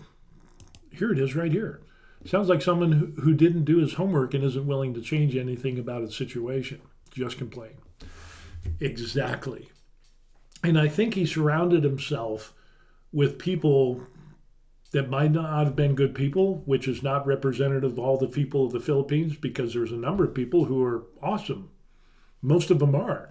But if you hang around stupid people and, poor people and people that are scammers and, the buy me drinky girls and so on and so forth, you're going to get scammed. It's all there is to it.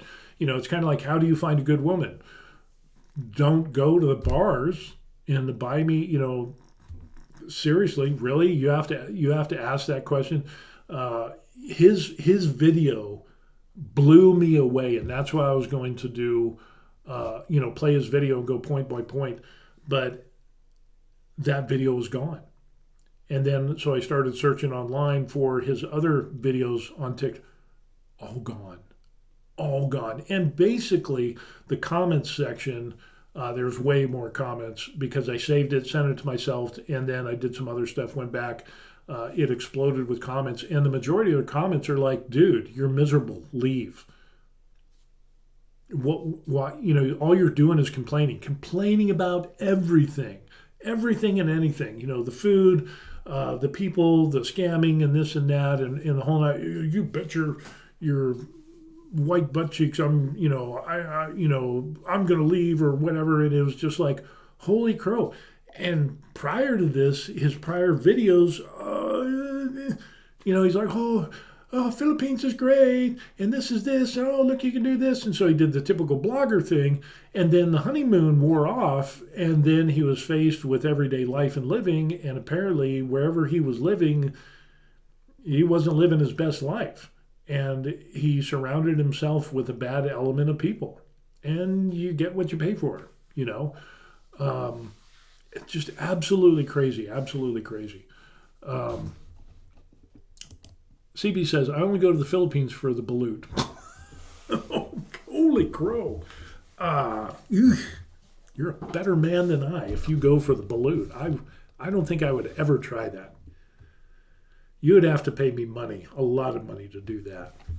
Let's see what else we got. Some other, but yeah, according to Ferrith, he didn't do his homework. He fell into the trap of, I'm going to go to the Philippines. I have a limited amount of money. I'm a foreigner. I'm going to be able to find a girlfriend, a wife, and I'm going to be happy like all these other YouTubers. And a lot of other YouTubers, he just called them out and was like, oh, they're lying to you. And it's like, there's probably a lot of stuff going on that, some of those YouTubers are probably not pointing out the reality, the chickens, the roosters, the dogs, and whatever, and, the brownouts and the, you're going to have that. You're going to have some things that are common to whatever country that you're in. Doesn't mean that it's bad. It just means that you need to get used to it. And obviously, he was not getting used to it at all. Holy crow. It was like, he's painting it out like he's in hell. And it was absolutely crazy. In Germany, we had a reality TV show with people like who just immigrated to countries with a dream, but not many of them did their homework. Interesting to watch them during the find out phase. Yeah, F around and find out, and that's what happened with this guy. Holy crow. All his videos are gone off of TikTok. All gone. And so he crashed and burned. And I had seen him before, and it was like there was something about him. It was like, he was always this, I'm going to tell you how it is. I'm not going to, not going to sugarcoat anything. And it's like, even though he did some videos where it's like, hey, this and this is great and blah, blah, blah. It's like there's that underlying thing. And I was like, he's going to crash and burn. And boy, did he crash and burn hard, because I can't find his videos. So let's see, what else do we got? Sparky pops up and says, in Korea, I find as long as polite, follow the social norms, and be willing to try new things, then nice place. Yeah. And in reality, you're gonna, whatever country that you go to retire, and in our case, it's Korea. It ends up, it's like, we're retired. So we got time. We do what we want. The majority of people that are here are working. Military, contractors. There's very few retired military. And even then, kind of like myself and my wife, there's people that do that. And we know a few people that we hang around with every once in a while. But for the most part, you're just kind of doing your own thing. Everybody else is working. Wife's families, most of them are still working and stuff. So you're really in a different class just based upon the fact that you're retired. And so you're going to have your own things to do. Do your yoga classes, your 3D printing, painting, whatever it is, going to the gym, doing your biking and whatever hobbies or activities that you end up doing, playing padok or whatever, or hiking mountains and trails, whatever it is that you do, you're going to be a little bit isolated. And that's our experience here in Korea, just because of the fact that you're retired. Will set you apart from that. So, but yeah, like Sparky says, you got to learn to be polite, because you're in a different country. And if you're going to live within that country, you need to, adhere to those social norms. Don't be the ugly foreigner. I'm going to be a foreigner regardless. Doesn't matter if I speak, read, write Korean, the whole 9 yards. I will always be a foreigner. And even my wife, who is Korean, we spend so much time out of Korea and in the United States and other countries that she feels that she doesn't fit in Korea as well. But then again, we're also retired, so that's another form of isolation, or puts us into a different category. I wouldn't say class, a different category. So, again, you're in a different place. Like this Yahoo over here, he goes to the Philippines, he's going to be in a different category. And he doesn't want to bend, he doesn't want to be flexible, he doesn't want to accept or compromise on some of the social norms or the way things are. And if you can't do that, you're going to be miserable. And boy, was he miserable. I so wish. Last night, a split second, I was like, you know what? I ought to record this video. But it was late, and I was like, I'm going to go to bed. I'll do it in the morning. I'll copy the video in the morning, and then I'll do a live stream, not today, but tomorrow or whatever. But yeah, I woke up, and his videos are gone, all of them. People were just, and they weren't hating on him. I mean, some people were, but it had way more comments, and it was just like, because the comments were just boom, boom, boom. They were just rolling in. And people were like, if you don't like it, leave. if you don't like being in an area where there's all night partying, move to a place of where they don't have all night partying, you know. And he made a big stink about, well, you can't retire over here with any peace and quiet unless you go to BGC or some of the bigger cities, and even then you got city noises every. He was truly at his wits' end, and he was super super frustrated. Holy crow, he was out there, and he was just, bleh, he was laying it all out, and he was becoming the ugly American because he was saying things that was like, dude, that's going to come back and haunt you. And if the locals find out what you say, which is on social media, and somebody's going to find out, it's kind of like anything I do in Korea, somebody's going to find out because I'm the foreigner that stands out, 6'2", 255, 60 pounds. And in the area that we're in, people know me. Same thing with foreigners. People are going to know him, and they kind of, apparently there's people that already knew he was kind of a jerk and he wasn't flexible and so on and so forth. So he was having problems on top of that. But holy crow. Yeah, he's way past the honeymoon period and he was hating life. Terry says he's probably being deported and blacklisted. Could be. That's possible. I don't know. He never gave any indication on the videos that I had watched of him from time to time. But again, it just reminded me of everything's great. Honeymoon period. Ooh, Philippines, retire here. Look, you can go here, and this is how much rent is, and doing the budget and all that stuff. And then, but there's always something that was just off. Little comments here and there, and it was like, nope, this guy's going to crash and burn. And boy, did he crash and burn. Holy crow.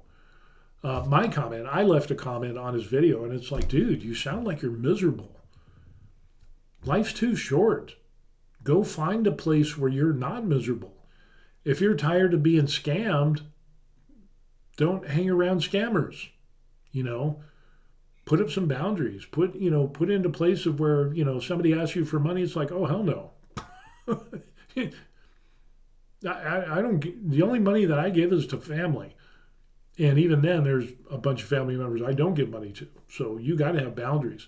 And so I think I'm going to go out on a limb and say that he just didn't have good boundaries set up, and he got burned numerous times by scammers or women or, a combination of two, and, maybe bad landlords and so on and so forth, that it really just put a bad taste in his mouth. And so he got to the point of where he's like, the Philippines is not worth retiring to. And basically called all the other YouTubers that are retirees in the Philippines. And it's like, that they're all lying to you and so on and so forth. And it's like, no, I think it's just Philippines is not the place for you. But man, I woke up and all of his stuff is gone. All of it is gone. So apparently there was so much backlash, he closed his TikTok account. I can't even find him. I don't think he did anything on YouTube. I can't find him anywhere else on social media. And this is, I did an image search on Google with his picture here. Yeah, he's like totally erased everything because I can't find him. Totally crazy. So, hey, good morning, everybody, from Heavenly Bondangu out of Gyeonggi-do. Yeah. Adam pops in. Adam Bomb says, good morning from Daejeon, just catching the tail end of the Life of Joey segment. Yeah, dude it was so toxic. It was like, just because you can stream doesn't mean you should stream, especially if you're crazy, mad, angry. Yeah, just because you can doesn't mean you should, and he just reaped it. Sultan pops up and he says, speaking of living in a different culture, I was born and raised in Hong Kong by Pakistani parents.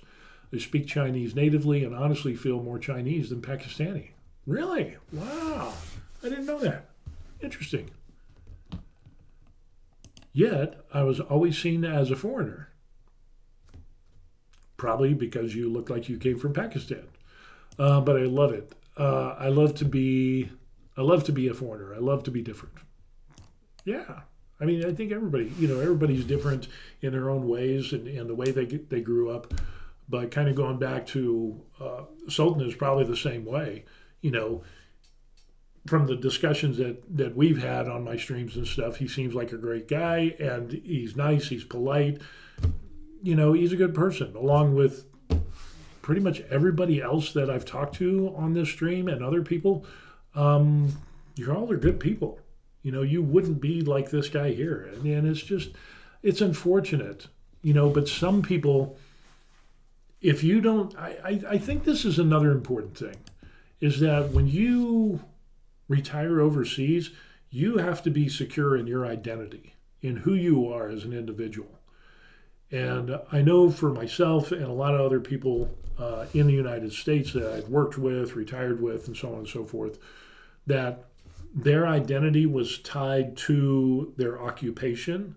Their identity was tied to the things that they owned.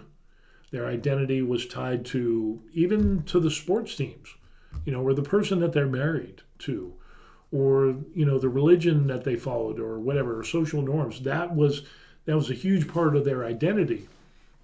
And so when they went to an overseas location and retired, they had an identity crisis. And some people can't handle that. And there is a period of where I went through that myself, and so I think to my wife to some degree, but definitely on my own experience, I was defined as, this is my job. That's, I'm an electronics technician, and I work for the state, or I do this, or I'm military, or that, or whatever job that I held at the time. That made up a part of my identity, and I was wrong to think that, because my identity is separate from the jobs that I do. My identity can be reflected in the job that I do, or can shine through as I do my work. But there is that little transition period of where I had to say, hey, who am I? And I think that happens with a lot of people. I don't know. Chime in, let me know. But I think that guy, The Life of Joey, I don't think he was secure in his identity, because it was so wrapped up. And that's why I say there was things that he said, even when he was happy in the Philippines in his early videos, in his honeymoon period, that was like, no, he's still caught up. A lot of his identity is tied up in other things rather as him as a person. Because if you're secure in your identity, you can go anywhere and you can still be you. But if your identity is based on being in some country, doing a certain job, certain things, and certain lifestyle, budget, certain conveniences, political beliefs, religious beliefs, whatever they are, and then you get pulled out and you go to another country where you need to assimilate into that new culture, way of life, religion, whatever it is, even if you don't even participate in religion, there's still going to be a transition period where you're going to be, you need to come to terms with that. And some people can't do that.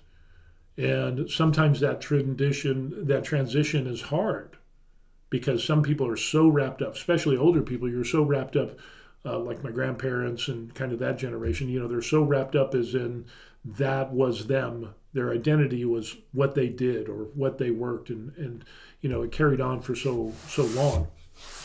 But that has changed. And that needs to change, I think. You need to know who you are as a person. And if you can successfully do that and strip away these things, and you move to another country, that transition period will be a lot easier for you. So if you're old and stuck in the mud and you're, it's going to be harder for you. That's all I'm going to say. But you don't even have to be old, because he's a fairly young guy. So let's see. Motor Guy, welcome to the stream. It says, do you live in Pangsong? Yes, actually in Onjungri, which is right outside of Camp Humphreys. But yeah, Pangsong up Onjungri is the more detailed location. But yeah, Pangsong up. And we're like 20 minutes from Pyeongtaek. So if you ever heard of Brownstone Apartments, yeah, we're here. So yeah. Do you live in Painsong? That's a question. So put that. I'd like to see where you live. So we have Sultan that's down in Daegu. We have Sparky that's up in Seoul. We have CG who's in Japan, I think. And John Hutchinson. Oh, I forgot his comment. He had said, if you think it's hot here, come to Phoenix. I don't know. Obviously, he's from Phoenix. I've been to Phoenix. Oh my gosh, that is terribly hot as well. But it's not as humid. So even though the temperatures get into the hundreds, it's not as humid as what you get here in Korea. So, yeah, the humidity just kills me. I mean, I don't like that super hot heat anyway. But if I had to do a choice between hot, humid Korean summers or Phoenix, Arizona, I would probably pick Phoenix, Arizona. But I'm probably never going to go back to the United States. Let's see. Motor Guy says Brownstone apartment. I remember there. I used to live in Painsong, but now back in the States. Oh, okay, cool. Yep, we're in the Brownstone apartments. We bought our apartment. We're good to go. Sparky says, hi, Sultan. Live in Hong Kong, and it's so fun and diverse. Oh, Sparky's in Hong Kong. And Neferta Murr says, I'm in your location. Yep, he is. There's a couple other expats that live in this location, but they don't comment, or they, obviously there's a few people that just don't want to be on social media, period. But they say they watch my videos and stuff like that and get a kick. And then we chat afterwards and whatever. So we kind of catch up that way, kind of the old school. But yeah, we ended up settling down here. Kind of, what was the question from... who was it? DJD, and we settled down again close to Camp Humphreys. Would I go? And this is interesting because I wanted to get away. I didn't want to live in the city, but then I also wanted to be close to the military base, so that was something. But we had such a great deal on this apartment that, yeah, boom. Sultan corrects me because I screwed it up. It says, no, Steve, I'm in Bundanggu, Songnam-shi. Oh, okay, cool. But you do work in a coffee shop, right? In a cafe? Because I remember that the other day. You said that. So, Songnam. So you're up in Seoul area, right? I think that's where you're at. Songnam. Which is, where are we at here? Songnam Art Center. So yeah, you're up in the Seoul area, or close to Seoul area. Kind of, sort of, or south of Seoul. So, yeah. Motor Guy says, I'm married to a Korean, and we do think about going back to Korea and live there for a couple of years after I retire, but I heard it's basically impossible to get a job as a contractor. Yeah, there's a number of problems with, it used to be you could come to Korea, get a job, boom, easy peasy. But with the hiring freeze that they had, that just pretty much stalled everything in that regard. And even then, some of the big companies and stuff, they kind of reeled back on their hiring. And I guess apparently unless you get a contracting job in the United States and then get transferred to Korea, that would probably be your best bet. But USA Jobs is something that you would need to look at and see. I mean, there's jobs. It's just not as easy to get a job as it once was. So, Adam Bob says, when you relocated to Korea, is there anything you wished as far as bringing and importing? I wish I could drive a classic car here. Classic car. That would be... Yeah, we didn't ship anything because we just brought a couple of suitcases. But I do wish that we brought our Ethan Allen queen-size bed frame. Because Korean beds are That's not my cup of tea. They're low to the ground. It's kind of like two squares put together, and then you put the mattress, and then it's really low to the ground. I like my beds a little bit higher. And again, I am constantly on the lookout for a queen size, regular, above ground bed frame. Kind of like an Ethan Allen. We had an Ethan Allen bed frame that I bought for my wife for an anniversary or whatever, and we had that for decades. And then, of course, we had to get rid of that. We sold everything. We could have shipped some stuff. And if you do come to Korea and you get a visa, you have up to 6 months to ship something, household goods and so on and so forth, without having any import or VAT tax. So there is that. And I think it was going to be like $3,000 or $4,000 to ship some stuff, but we didn't know where we were going to live, how long it was going to take. It gets shipped over here, and then you got to find storage and stuff. And so, we thought, we'll just sell it all and we'll pick up a new bed. All the other furniture is fine, but I just need to find a queen size, normal American style bed frame and stuff, because I don't like the Korean ones. My wife doesn't like them either. Motor Guy says, unless you retire in Camp Humphreys. Yeah, that's true. But then you could also, the other military bases, I think they still have stuff in Daegu, Pusan military, Osan Air Base around there. And again, if you're talking about retiring, it depends on what you want to do.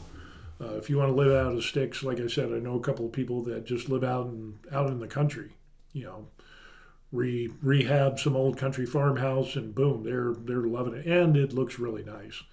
Got to travel a couple hours, but that's what they want to do. Some people are close to Camp Humphreys, like here in Anjungi or Painsong area. There's also Asan Technical Valley, which is about 20 minutes away from Camp Humphreys, which is a newer city, and you'll find like EG1, the apartments. The apartment's called EG the One. That's newer. Walkability is great. Kind of more of a big city. Local restaurants, stores, grocery stores, all within walking distance. Really nice. They also have bus lines for military and their kids and so on and so forth. So that's something to look at as well. But yeah, so many different options. Someone says, yes, I'm a software developer, semi-retired, and I work in a cafe these days. Like a different one every day. Oh, wow. Oh, okay. Wow. Software developer. Cool. Loving it here. Yeah. He says, Sparky, that's awesome. Yeah, Hong Kong was literally heaven, at least for me, until it started going down the drain. It's hardly recognizable now. Then again, everything dies. So much joy and happiness. No, just kidding. Yeah, there is, there's, things live and die, that whole circle of life type thing that we got going on.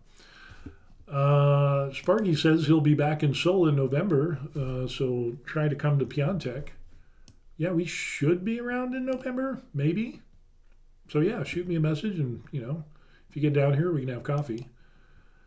There's a furniture store called Ashley Mall with decent Western beds. Really? Ashley Mall.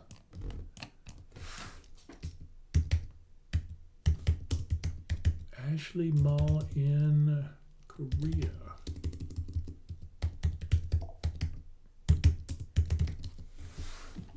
Hey, if you've got a neighbor pin, that would be awesome. Ashley Mall. For some reason, that sounds familiar. Ashley Mall. Huh. Yeah, if you got more of a name or a name in Korean or whatever it is, maybe. Nefertimer says, Korean-made classic cars have gained immense popularity in recent years. The allure of owning a Korean classic car is particularly appealing to those who are eligible to reside in Korea. Cool, I didn't know that. Korean-made classic cars. Sparky says, I live between Hong Kong and Seoul. Wow. International Sparky there. Adam says, Yeah, you're right. I see ads for the Pony pickup online, probably the coolest Korean classic car. I remember the Pony. Sultan ends up saying, "Wow, cool. Last time I was in Hong Kong was 2 years ago. Yeah, it changed a lot, but I'm biased politically, I guess. Maybe that's why." Yeah, that could do something. We've never been to Hong Kong. Um, Part of me wants to go, but I don't know. I Hong Kong was just never like a real big appeal to me, as opposed to like Korea or Thailand. We've been to Bangkok, we've been to Phuket. Want to go to Chiang Mai. I want to check that out. But Hong Kong, I've been to. Let's see, been to Taiwan. We want to check out Malaysia. Of course, I'd like to go to Bali and things like that. But Malaysia has a retirement system that's pretty good. Um, My Malaysia Second Home, not the federal program, but the other one. I forget the name. I always forget the name, but their income requirement is less. But some people are pretty impressed. We've had the wife's family members go to Malaysia, and they enjoyed it immensely. So yeah, so many places to visit. Yeah, I don't know, just so many places.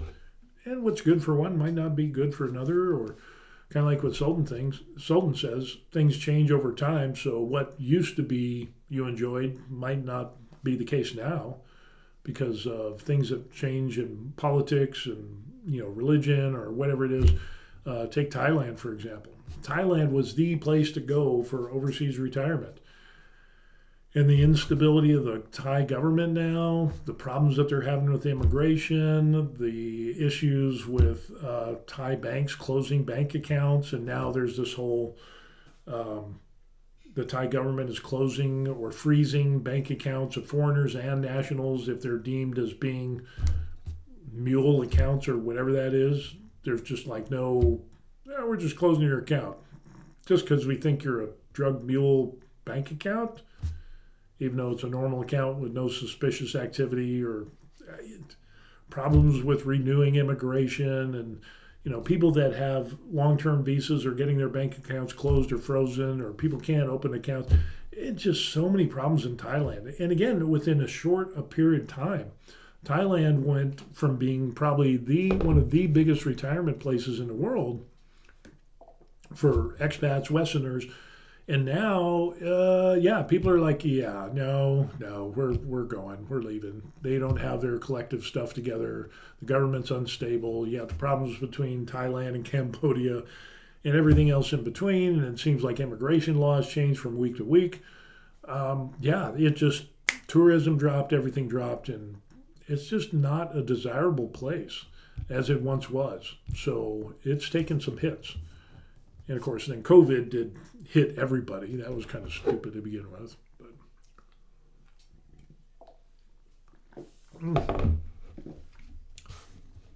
Sultan says Hong Kong was super cool. Me and my siblings all grew up in Hong Kong, and we've all moved since. My younger bro in the U.S., my older brother is in the U.K., my sister in MY, which is I'm assuming Malaysia. And let's pop that back up again. And I ended up in heaven. Sounds like you got the best deal. So congrats. Cool stuff. Yeah, it's just amazing to see how people have changed over the years and where we've ended up and what we think is heaven or what we enjoy now versus when we were like 17, 18 years old. Hopefully we've gotten a lot more wisdom and education and we become more polite and respectful and civil.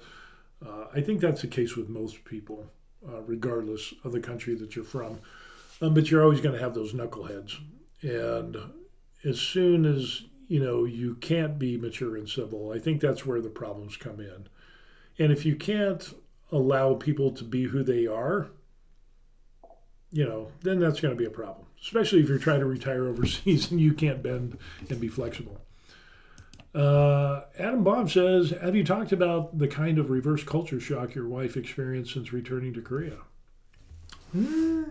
We did on some previous videos. I've mentioned that on how since we had been gone from Korea for so long, And we married when she was like, what, 24, 25 years old. And boom, we went to the United States. We came back to Korea, and of course, we visited. But, from the time that you're, a teenager in Korea, 16, 17, 18, until 25, you probably don't have a lot of life experiences with living, paying bills, doing all the things that happen in Korea, banking and phones and the whole nine yards, the social, the culture, the changes in language, how language evolves over time and slang and the whole nine yards. Even though my wife reads, writes, and speaks Korean, and it hasn't stopped. She learned English, obviously. But as with other expats in a similar circumstance, they come back to Korea and there is a culture shock. Maybe you call it a reverse culture shock. But it's because you learned how to do banking in the United States. You learned how to do shopping in the United States, all your utilities and how you pay those things and your taxes and phone service and everything that you do is just a little different than what it is in Korea. And even then, the way you used to do things in Korea like 35, 40 years ago is different than the way it is now. So yeah, there is that, my wife has said it and other people that we know whose spouses are Korean that have been gone from Korea for decades come back and it says, yeah, I can read, write Korean, but I don't know what they're talking about. Maybe it's just because of the words. Just because you're Korean and you can read, write, and speak Korean doesn't mean that you know how to do Korean banking because all of the laws or the rules are different than U.S. banking. It's not totally different, but it's different. Ferrithus says, all right, Steve, time for dinner here. Enjoy your day. You too as well, sir. Thank you for chiming in. Enjoy your meal. Eat well. Be happy. Oh, yeah, Ferrithus, good seeing you as always. Always, always. He's one of the awesome dude. Motor Guy says, my Korean wife is from Seoul, and she preferred living in Pangsong. So, cool. Yeah, a little bit less noisy, less frantic than what you get in Seoul. Things are a little bit more dialed down. But going back to what Atom Bomb says is, yeah, there's a little bit of a culture shock because you're so used to doing things in a Western way or in the different country that you lived in for decades, come back to Korea. And that happened with me as well. Now you have different apps, you have different security things, there's different ways to do things. The banking is totally different. And I mentioned this in previous videos. We go to the United States, I can open up a bank account every day, multiple accounts in same banks, different banks, as many as I want. We got our KRC card. We go to get our Korean bank account at NH, Nonghup. And what they ended up saying is, okay, well, you opened your account. First of all, there's no joint accounts in Korea. So that's different. And we're like, what? What do you mean, no joint accounts? How do married people do accounts? How do you live jointly together if you don't have a joint account in Korea? And they're like, yeah, we don't do that. You have your own separate account. We're like, okay, that's different. and then there was the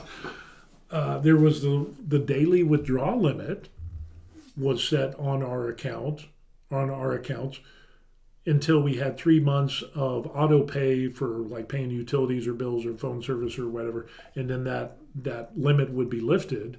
Then it's like, well, how do we buy a car? And it things that are normal and status quo in Korea are very different than what we experienced in the United States. So yeah, there was that culture shock. It was like, what do we ended up, why is there, and then they also said, you can't open up any other accounts in the next 30 days. Because apparently, they had some nefarious people, and so it's kind of a thing. They don't allow you to open multiple accounts like you could in the United States. And again, there's the withdrawal limits and so on and so forth. We wanted to buy a car. And it's like, well, if we have this withdrawal limit, how do we buy a car? And it's like, well, there's a withdrawal limit.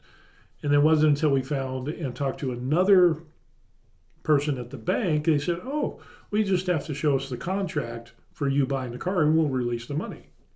In the United States, you don't have to deal with that. So all of these little things, it's in the grand scheme of things, it doesn't really matter. because we were able to buy the car. But there's just extra steps and things that are done differently here. Online shopping, oh my gosh. Naver, Coupon, whatever it is, trying to get your phone connected up to account to do online shopping, and you need a PCC, personal customs code, if you're a foreigner. Holy crow, there's all of these. We're like, why can't you just be like Amazon? Open your account, make your, here's my credit card, here's my password, boom, and you're good to go. Oh, there's all kinds of hoops that you need to jump through. And it's just like, and Lord forbid that you don't put your name exactly the same way as it is on your passport, which is how it should be on your Korean registration and your visa application. Because if it's different, those things are going to be different. You're going to run into problems. And with the immigration and approval, it's a whole headache of things, Don't put a comma in your name if there isn't a comma on your passport. That'll ding you as well. And it's just a lot of different things. Peachy Queen, hey, says, did you meet your wife while being stationed in Korea as a U.S. Army service member? Yes, I did. Yes, I did. And it was, we actually met in church, and it was kind of a good thing. Met at Bible study. So it was kind of interesting. And then I courted her for a year, and I asked permission and from her parents, and they said yes. So, and then, we've been together 35 years. Motor Guy says, Seoul is too crowded, but Pangsong not too much, and easily acceptable to both Korean markets, malls, base, so on and so forth. Yeah, Pangsong is that. And I like that Brownstone is far enough away from the GI bars and stuff that you don't hear any of that. So it's kind of like, as soon as you get to the Brownstone apartments, you're away. There's a different feel and vibe and so on and so forth. So that's good. But yeah, definitely it's not as busy and frantic as Seoul. And if you kind of like that, but you want a little bit of a newer town, check out Asan, which is, again, about 20 minutes away. And it's newer city, pretty nice. We're thinking about getting an apartment. Social Security will only send checks to certain countries. You'll have to fill out a form every year if you want to keep getting your check. Korea is on the list where they will send checks there. Yeah, and that's something else, absolutely, Terry, that we found out. And I think it was Terry, matter of fact. If it wasn't you, it was somebody like you, that we were able to look up online, and you can get your Social Security check sent to a foreign bank. And again, that list is on the Korean, or not the Korean, but the Social Security website. And it'll have exactly what Terry said. There's a list of countries that they can even send your Social Security check to your bank straight from the U.S. And they will also do that with your VA disability as well. Sultan says, Steve, like Ferrithus, sorry, can't remember which, you should set up a Discord channel. These chats are fun, but gotta say bye now. Back to work. Thanks, Steve and everyone. Well, thank you. Have a good one. Enjoy your little bit of work in the cafe, working all around the cafes. Always enjoy the conversations. Discord channel. I don't know much about Discord. Somebody would have to clue me in and school me on doing that whole Discord thing. CB says, in the U.S., a joint account will help avoiding probate or any succession legal fees if you trust your spouse. Japan has joint accounts. I'm surprised Korea does not. Yeah, it was, again, just something a little bit different when you retire to a different country sometimes. The banking's different. That's a good point to bring in is, what about inheritance, probate, all of that stuff, our wills? Is that a thing here? Is your will that you had in the United States, is that recognized by Korea? All of these little details that you need to take a look at. So, yeah, some kind of interesting stuff there. So, yeah, it's very different. Yeah, not having a joint account after decades of having a joint account. So, whereas before joint account, you could do automatic pay from your joint account for all of your utilities. And so now it's kind of like, well, I guess we each pay our own phones. What about the property tax? Or, it just seems like a joint account would be so much easier. So, but it is what it is. So you got to Either you're going to get wrapped around the axle on the way things are done in a certain country, and it will affect your joy and happiness, or you just let it go and just roll with it. So, yeah, you're either going to bend or you're going to break, or you're going to be miserable. That's what it comes down to. So, yeah. Oh, man, we've been on here for over 2 hours. Nefertum says, hello, Steve. Discord is a platform that can be learned through various YouTube videos. Yeah, I'm going to look that up. I need like the dummies guide to Discord or whatever. I don't know. It just seemed like it's kind of like an old school, I don't know, forum back in the day before they, had the big social media things. Maybe that's kind of what I think it is, but I don't know. I'm on Discord, or I've been on Discord. It just didn't really gel with me. Maybe it's because I don't understand it because I'm older. I don't know. I need to take a look at that. But until then, we'll be doing these videos here on the YouTube. Terry pops in, talks about we're looking at GoDock when we come in March. GoDock is very, very new. Very, very new. That's where the big Samsung manufacturing facility is being built. It is gigantic. As a matter of fact, that's where our dentist is at. Excellent dentist. But GoDock is new. I mean, the city just popped up, and there is, boom, all kinds of apartments, all kinds of stores. But with the economic turn down, they're still building apartments, but a lot of the stores and stuff like that, the buildings that at one time used to be full, a lot of those are kind of empty. And but it is still a big place. And they're still continuing work on that. There was a little bit of a slowdown on the building of that Samsung facility, and now it's kind of ramping back up again through whatever red tape that they had to go through. But it's that's definitely a nice place as well. If you got the budget for it, we got some Korean family members that want to move to GoDock. They got some real good schools and stuff like that. Again, newer city, and of course, newer city means more expensive apartments and stuff like that. But it is really nice, really clean. That's for sure. Pops up. Peachy Green says, "Do you go to church around Camp Humphreys?" No, we don't go. Haven't gone to church in a while. So we did it one time. I used to be heavily involved in church, and when I was in the United States, even did prison ministry in the United States at a number of prisons. So did that. But since we got back here, and kind of a change in my belief system. So we haven't attended church since we got back here. Zombie Hunter, hey guys, hey Zombie's coming in.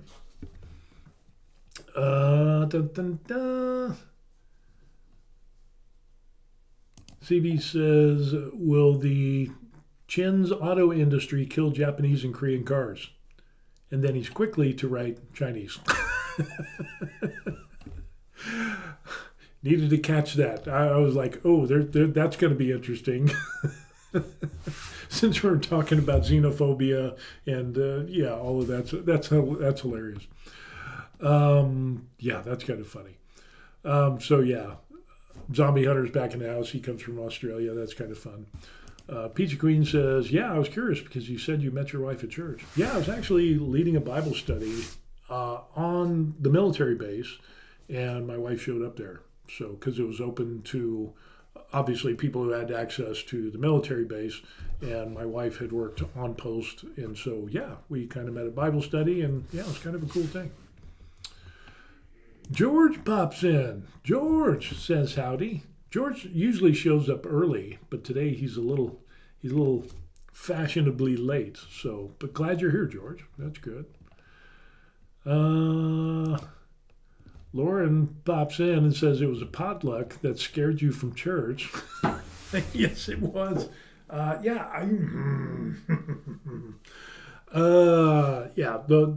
There's a little story behind that Lauren has brought up, is that I talked about being in a church, and then they would do potlucks after service, and so everybody brings food to the potluck, and so you eat a bunch of different food.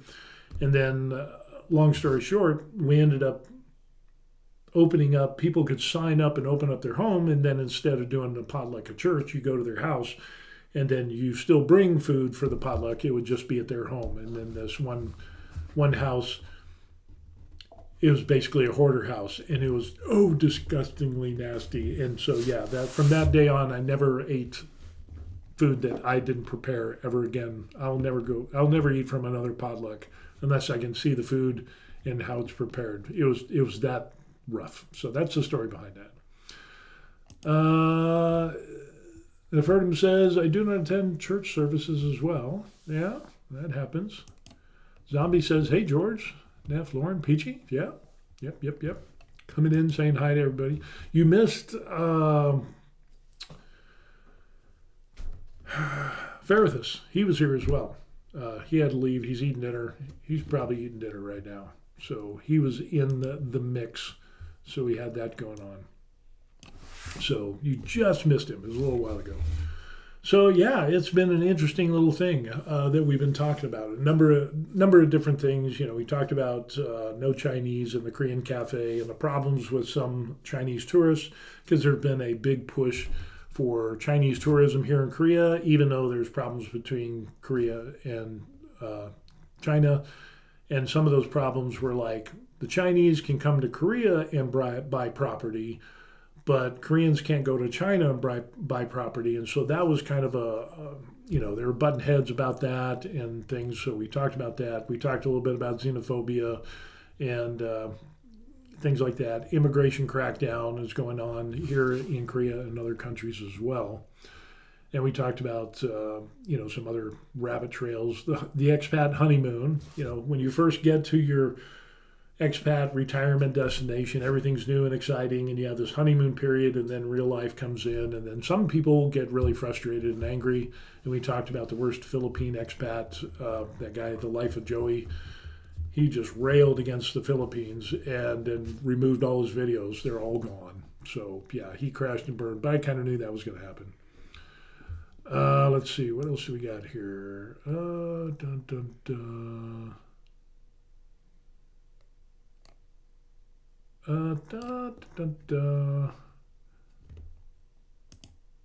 Peachy says, I heard that's how Koreans interact in U.S. by going to Korean church and whatnot. A lot of that happens. Yeah, there's a big component because usually there's a big, people are big in church here in Korea. And they go to the United States. And of course, back in the day, the majority of them came by marrying U.S. military service members. So then you had churches pop up, Korean American churches, and so on and so forth. So that carried on. Again, a big social hub to carry on not only the cultural things of Korea, but just be around some other fellow Koreans of where you probably wouldn't outside of church. So Korean churches in America were always a big place to come and have potlucks. I would totally trust a Korean church potluck. American potlucks, no. It's just, yeah, it's kind of a big thing. But things have been kind of going away from that. I think there's been a dropping away of that for a number of reasons, but it's still pretty heavy in the United States, but not as hardcore as it once was, because now the world has gotten so much smaller, and people branch out or whatever. CB says, I met my wife at a language study center in Hiroshima, which was like a nightclub without alcohol and blaring music. Isn't that what a nightclub is blaring music and alcohol? Language study center, which was like a nightclub. So a nightclub just without the alcohol and music. Okay, we can do that. I get that. Let's see. Zombie, cool. Been working on my Death Star trench run coffee table. That's why I'm late. Oh, okay. Oh, you got to send me pictures of that when you get that done, or your progress or whatever. For those of you who don't know, Zombie does some cool hobby stuff. I do some 3D printing stuff, and a number of people do. So yeah, that would be cool to see. Lauren pops on and says, I met my wife in a club in Tochigi. Okay, cool. George says, xenophobia is a weird word. When I first heard it, I thought it meant the fear of xenomorph from Alien. I know, right? That's the very first thing that pops into my mind. It's not like, okay, what xenos are we talking about? So, but yeah, xenomorph is, yeah. Anyway, for those geeks that are into the Alien series and stuff. Peachy Keen says, my Korean wife was bullied by Ajumas at Korean church in the U.S. She doesn't go to church anymore after that. Yeah, there is that kind of hierarchy. We've seen some of that, and some of the Korean churches can be downright rough. Yeah, because there is that hierarchy, and if you don't believe in a hierarchy, then, kind of that older people are always right, or somebody that's been in church longer than you has more status than you, and all that. Some of those can get pretty rough, so I can totally get that. Zombie Hunter says, just sent you a picture on Messenger, and I think I just got a ding. Oh, that was for something else.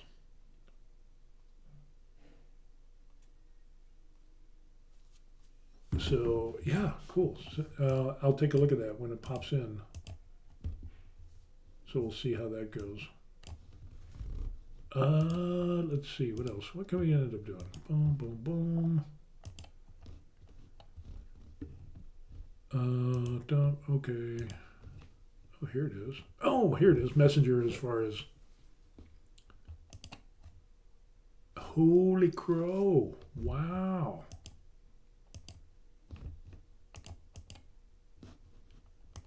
Hey, Zombie, is it okay if I show these pictures that you just sent me? Let me know. Because that looks hot. That's going to be a really cool looking table.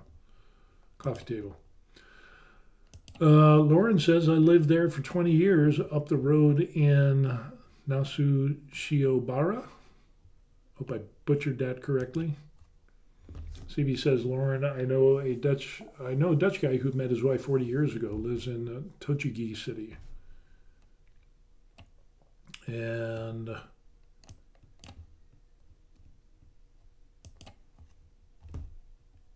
CB says, I worked at Bridgestone in Nasuchiobara. My pronunciation is probably horrible, but yeah, good stuff. Yeah, it's kind of cool to see where people are from and how they met their spouse or significant other or whatever, and hear some of the stories and all that. It's kind of interesting. And then when you hear stories of how people meet, even from different cultures or countries or whatever it is, you kind of get this, yeah, it's different, but it's the same. And so it kind of breaks down some of those, I don't know, the racial barriers or preconceived ideas that we had about certain cultures or whatever. So I always think that's really cool. Lauren says, bro, I had my shop just down the street. I was there when the fire happened. Oh, wow. Small world, right? Peachy says, the old Ajumas were all married to fellow Korean Odishis, and obviously my wife isn't, and they didn't like how my wife got green cards so easily. Ouch. That's rough. That is rough. CB says, Lauren, we might have passed by each other before. Yeah, talk about a small world. That would be wild. There are some people that contacted me that were like, hey, I remember you in Oklahoma when you were at Fort Sill and blah, blah, blah, blah, blah. And I'm like, what, really? And yeah, crazy. Peachy pops up and says, if you're married a Korean, you better get ready to deal with Korean drama too. Some of that is true. Yes, some of that is true. You know, not only the Korean family, you know, because if you're a foreigner and you get married to a Korean, there's always, I think, especially back long ago, there was that, you know, foreigners are bad, especially GIs. Oh, and then the rumors that, oh, they're always going to leave their Korean wives, and, you know, you're going to be stuck in America, sold into slavery, and all kinds of crazy stuff. That was more prevalent back then, but now it was really frowned upon back then. But now in Korea, a lot of that has changed to where now they have TV shows. people, Koreans who marry foreigners, and whether they live here in Korea or abroad, they got TV shows like that, and yeah, it is way more accepting than what it is when we got married. So yeah, it's not as much drama. So, but if you're a good person, and like I was, my wife's Korean family, her mom saw that I was a good person, and yeah, I passed the litmus test, and yeah, it worked out good. They're still watching me. It's like, okay, we're going to accept you, but we're going to watch you. And I kind of felt that. And then even one of my wife's brothers said that if I hurt her, he would hunt me down and unalive me. So I was like, okay, we're good. Zombie pops in and says, yeah, you can show the pics. Okay, cool. And Lauren says, to CB, I didn't spend much time in Kuroso, mostly in Adawara and Shiobara. So for those people that are wondering about the coffee table that Zombie Hunter was talking about, let's take a look here. So he's making that coffee table, the Star Wars stuff there. Oh, let's go back. So he does a lot of 3D printing stuff, got life-size stuff going on. He's doing his Han Solo and carbonite stuff. He just does some really cool stuff. So yeah, that is cool. That looks really, really cool. So yeah, that coffee table is going to be wild. A lot of Star Wars stuff that he ends up doing, which is just incredible. I mean, check that out. Life-size R2-D2 and droids, all of that stuff. Zombie's on it when it comes to that stuff. Holy crow. That's amazing stuff. Got some more discussion about Japan. CB and Lauren. And I'm going to continue to butcher names. Utson no Miya was my home base. Good times back then. That's someplace we always wanted. Eventually, we're going to check out Japan. We're going to check out Japan. That is going to be interesting. I'd like to go to, my wife and I would like to go to Japan and check out like a hot springs or whatever, and just kind of get to experience Japan a little bit. That would be really cool. So something like that. Zombie says, cheers for printing out more tiles out for it now. Oh yeah, you're welcome. No problem. You do such cool work. I mean, that is really, really cool. I mean, I got some stuff, but it pales in comparison to the coolness and the awesomeness of the stuff that you do in print. That is wild. So someday I'll rise to the level, or close to the level of where Zombie's at. Lauren says, Steve, you're doing okay with the pronunciations. I try. Yes, I try. Thank you. I'm much better at Korean, obviously.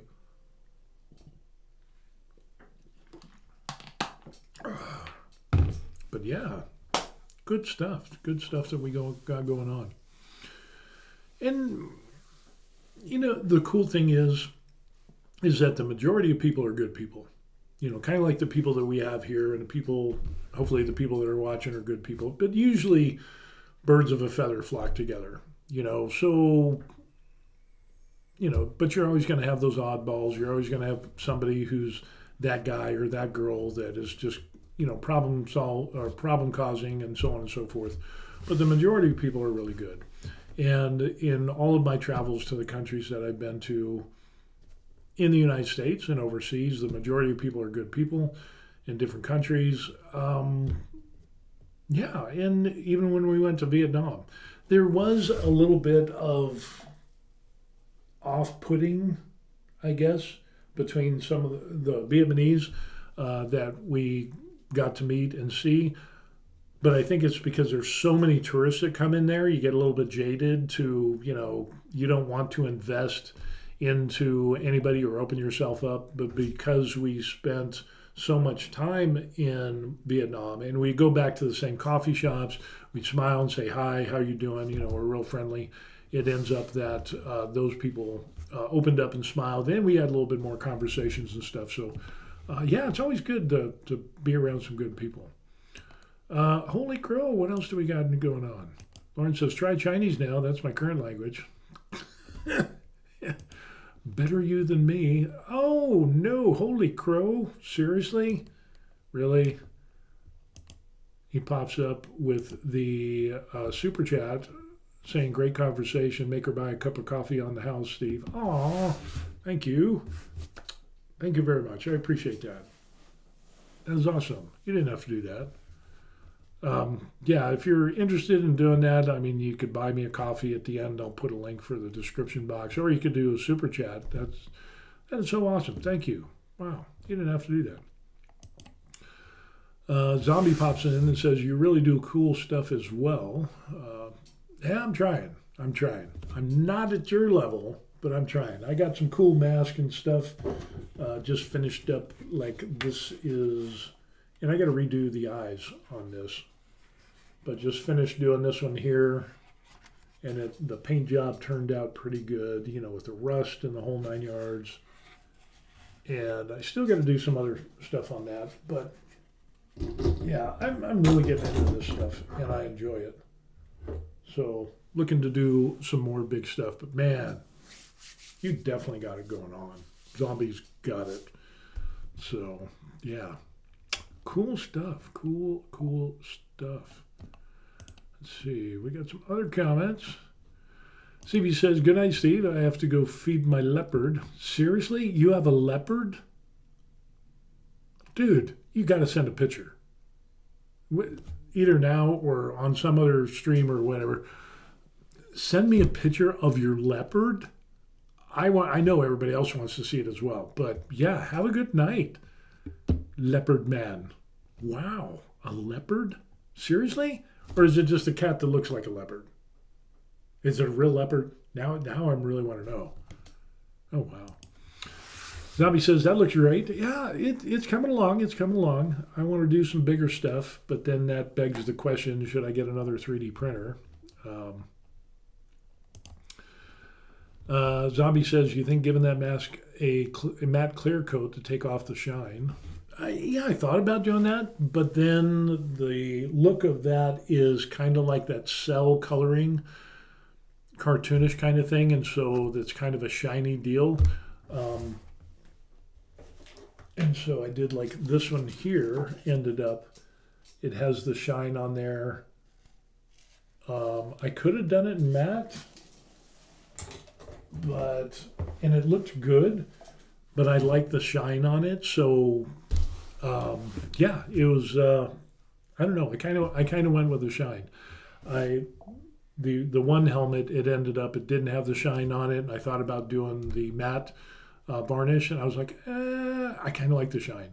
So, shiny object. Ooh, shiny object. That was kind of where I was going. Let's see. CB's got a bunch of animals. Leopards. Pictures of the leopards. Okay, you got me with that one. Zombie says, reminds me I need to go soon to feed my kangaroo. Really? Or are you all just pulling my chain now? CB's got a leopard. You've got a kangaroo. What else does... Am I the only one that doesn't have a pet? A weird pet?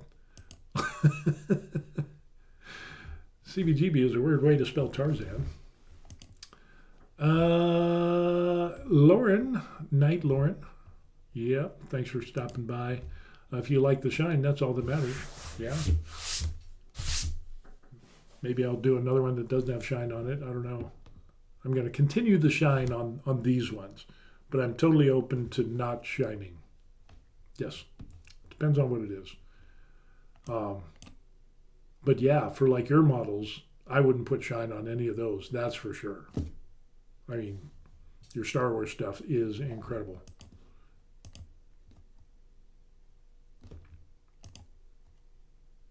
Yes, he's pulling my chain. Congratulations, you got me. You chain puller, you. It was good. You got me on that. You got me on that. I was totally like, okay, why wouldn't he have one? I mean, he's there. It wouldn't surprise me. But yeah, you got me on that one. So, my little gullible, yeah, maybe a little bit. Congratulations, gold star for getting me on that. That's good. But it doesn't take much. It's not a high bar to reach. So, oh man, wow! It is like 12 after 11 in the morning. No wonder I am starving. My stomach's starting to get where it was hungry, and then it got to the point of where it's like getting that little nauseated feeling, and now I'm almost getting hangry. So I think what we'll end up doing is we're gonna end this stream here. Lauren says, have a wonderful night, everyone. Another fun stream. Steve, yeah, thanks for stopping by. I appreciate that. And good conversations to be had. We'll do more streams like this, kind of get into some interesting conversations. I always love these videos, these streams like this. It's always good. Kind of like it's like kind of going to a coffee shop and having a discussion and having some fun. I like it. I enjoy it. So anyway, but yeah, thank you everybody for showing up and enjoying the stream and having fun, and get to share my life with you and vice versa, you with me and everybody that's everywhere. Kind of a cool thing. I like it. I like it and enjoy it. Zombie says, see you everyone. See you, Steve. And with that, we will go to the obligatory outro. Here it is. And if you want to buy me a coffee, there's a coffee link in the description box. I'll get that after. No, it is in the description box now. If you want to email me, send me pictures of your kangaroos and leopards, whatever weird pet that you have or not weird pet. There's the email address. And then the people who bought my coffee, they're awesome, incredible. Shout out again to Neferta Murr, who did the super chat. Dude, you didn't have to do that. And if any of you are like feeling bad, just like and subscribe to the channel. Like this video, that would be awesome. But he went above and beyond, so thank you for that. That is incredible. So anyway, I hope everybody has a good time. Enjoy your day, night, whatever it is on where you're at. I'm going to enjoy my day. I think we're going to take a little trip to a coffee shop ourselves. And we'll see you on the next video. All right. See you all. Peace. Got to go feed my leopard and my kangaroo. That was good. That was good.